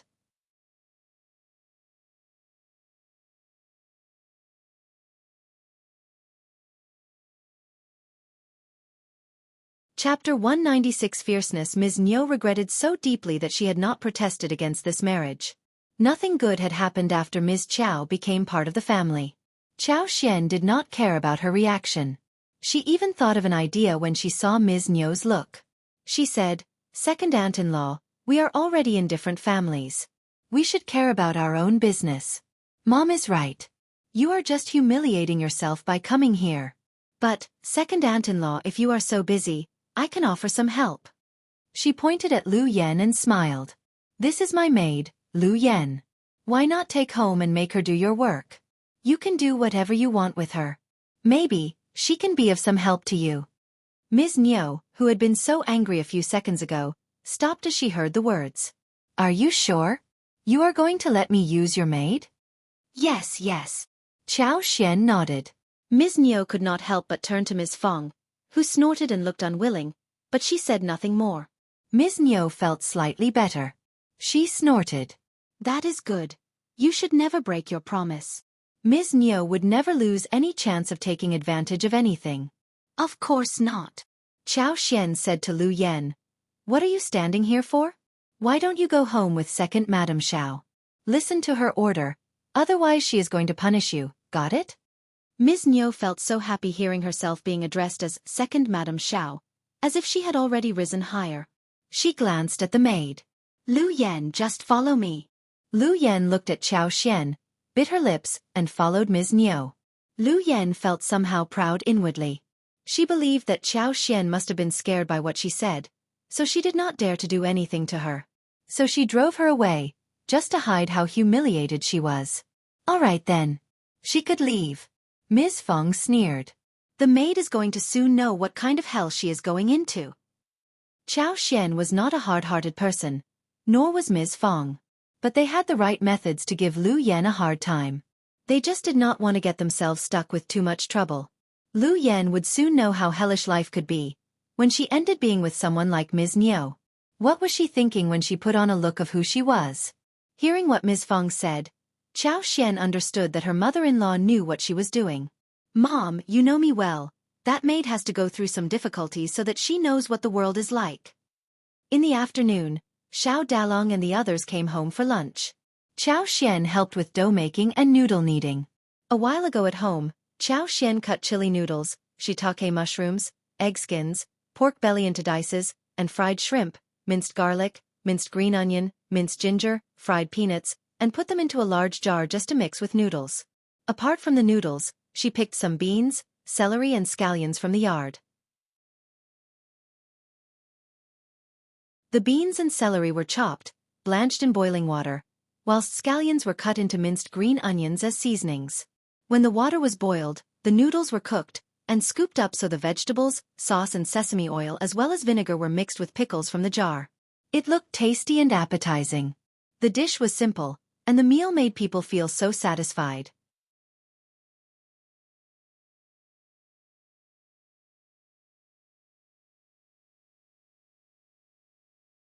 Chapter 197 Balanced. Qiao Xian picked up some mulberries and plums from the garden, washed them and put them in bamboo baskets for everyone to satisfy their cravings after lunch. She did not work in the field, so she tried her best to let the whole family eat well. But she did not see any cucumbers and she wondered if cucumbers were commonly seen at this time around. Otherwise, she could slice cucumbers and stir the slices with noodles. They would be tasty and fresh. As long as she loved it, she could let the fruit trees grow all kinds of fresh fruits throughout the whole year. But that was not very scientific and she might cause a sensation. At this time, the loquats were already out of season, and there was still a small portion of plums, mulberries, and bayberry.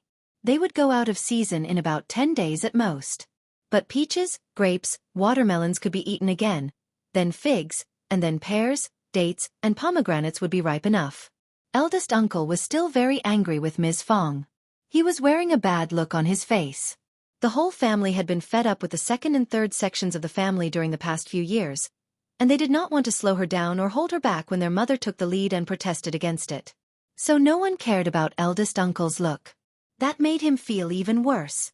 In silent mutiny, he stopped the work of his own family, but went down to the third section of the family to help him. Third section of the family was not giving him a good time. Lu Lang was someone who worked over a desk, and there were no other sons who worked in the field. Eldest uncle just could not stand that the third section of the family missed the spring plow. But the second section of the family felt very imbalanced in their hearts, thinking that their eldest brother should be fair. He could not just help the third section of the family, but also the second section of the family. Eldest uncle felt very uncomfortable. In his opinion, they were brothers. They just lived separately because they had more and more new people coming to the place. But the whole family was still one. The whole family should stay together and help each other. As long as they combined forces, they could all have a better life. He really did not think that it was a problem if his sons worked hard for the other sections of the family. Nephew Lu Lang was physically weak, and he could not go down and work in the field, so he felt that it was totally normal if he helped out his third brother and his family. But what did his second brother mean when he had so many helpers? Why must he go and help them? When he refused to, he was considered as not being fair. It was not about fairness. It seemed that the second brother and his family did not understand the idea of being one family. Eldest uncle felt really emotional. He tried to explain to the second section of the family, which made second uncle further irritated. But he stopped when he thought of how his wife got a maid from the first section of the family. Eldest uncle felt better thinking that he had managed to convince his second brother. Look, he understood it. He can see through my ideas. Ms. Fang did not care about her husband working for the third section of the family. He could continue to be there. As long as his own family was on the right track, he could be left alone. They had not been to the town for days, and Xiaoqi had not hunted in the mountains, so Ms. Fang bought some tofu from the wandering sellers. Xiao made food at night. Tofu was fried in oil and browned on both sides. She was going to make a dish of stir-fried tofu with green peppers and mushrooms. A large catfish was killed, and she stewed it with the sauce which had been mixed with noodles for lunch. 2 more crucian carp were killed, and after the cuts were made, they were wrapped in flour and fried, and then braised. She also made another fresh bamboo shoot soup and 1 dish of fried beans. A table consisting of 5 dishes made a good meal.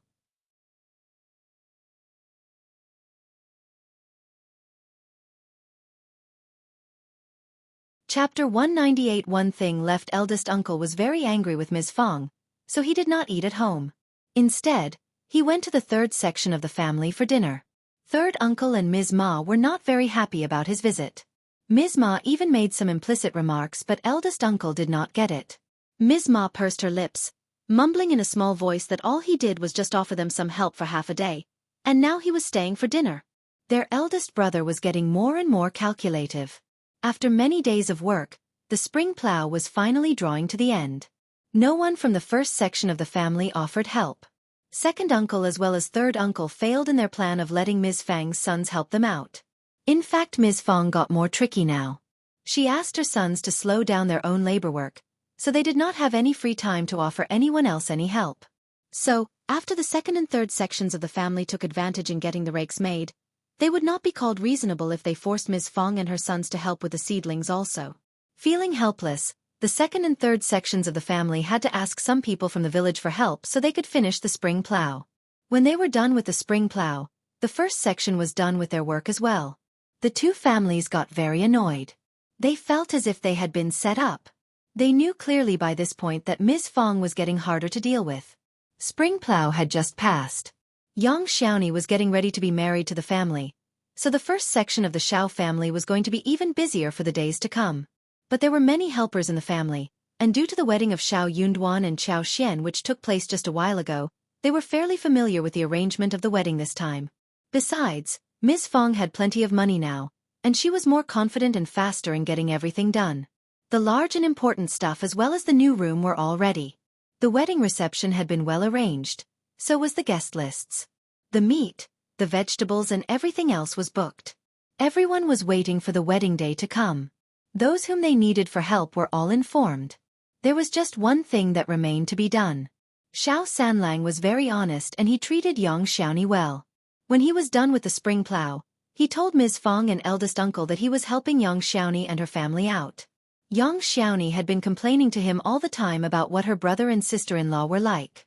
Xiao Sanlang had heard quite a lot about the couple's behavior as well. Spring plow and autumn harvest were top priorities throughout the year, and they were the most tiring errands as well. Yang Liang and his wife were very lazy and loved to eat good food.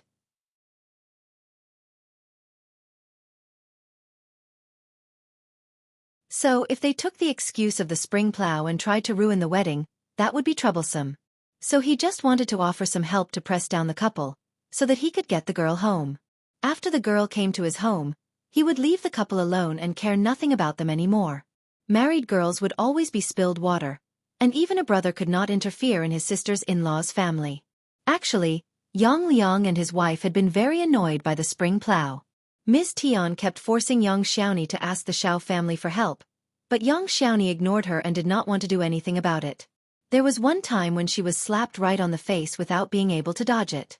As a result, she tripped over and skinned her arm. When 3rd Grandma Yang was helping her put on the medicine, the girl who had been so broad-minded and optimistic all this while, could not help but burst into tears. She had not yet married, and was being forced to ask her mother-in-law's family to help her brother with labor. What position would she have at her new home in future? How would she be able to face her mother-in-law as well as her sisters-in-law? So, she did not listen to what Ms. Tian asked her to do, no matter what Ms. Tian said. But it was not so easy to ignore the issue. 3rd Grandma Yang promised to get involved, only because Ms. Fang had given her some gifts earlier. Moreover, she was in the right position to get involved in their family affairs as an elder. You're tuning in to the Wisdom Diary YouTube channel. Don't forget to subscribe and join us on this journey to catch the most captivating stories.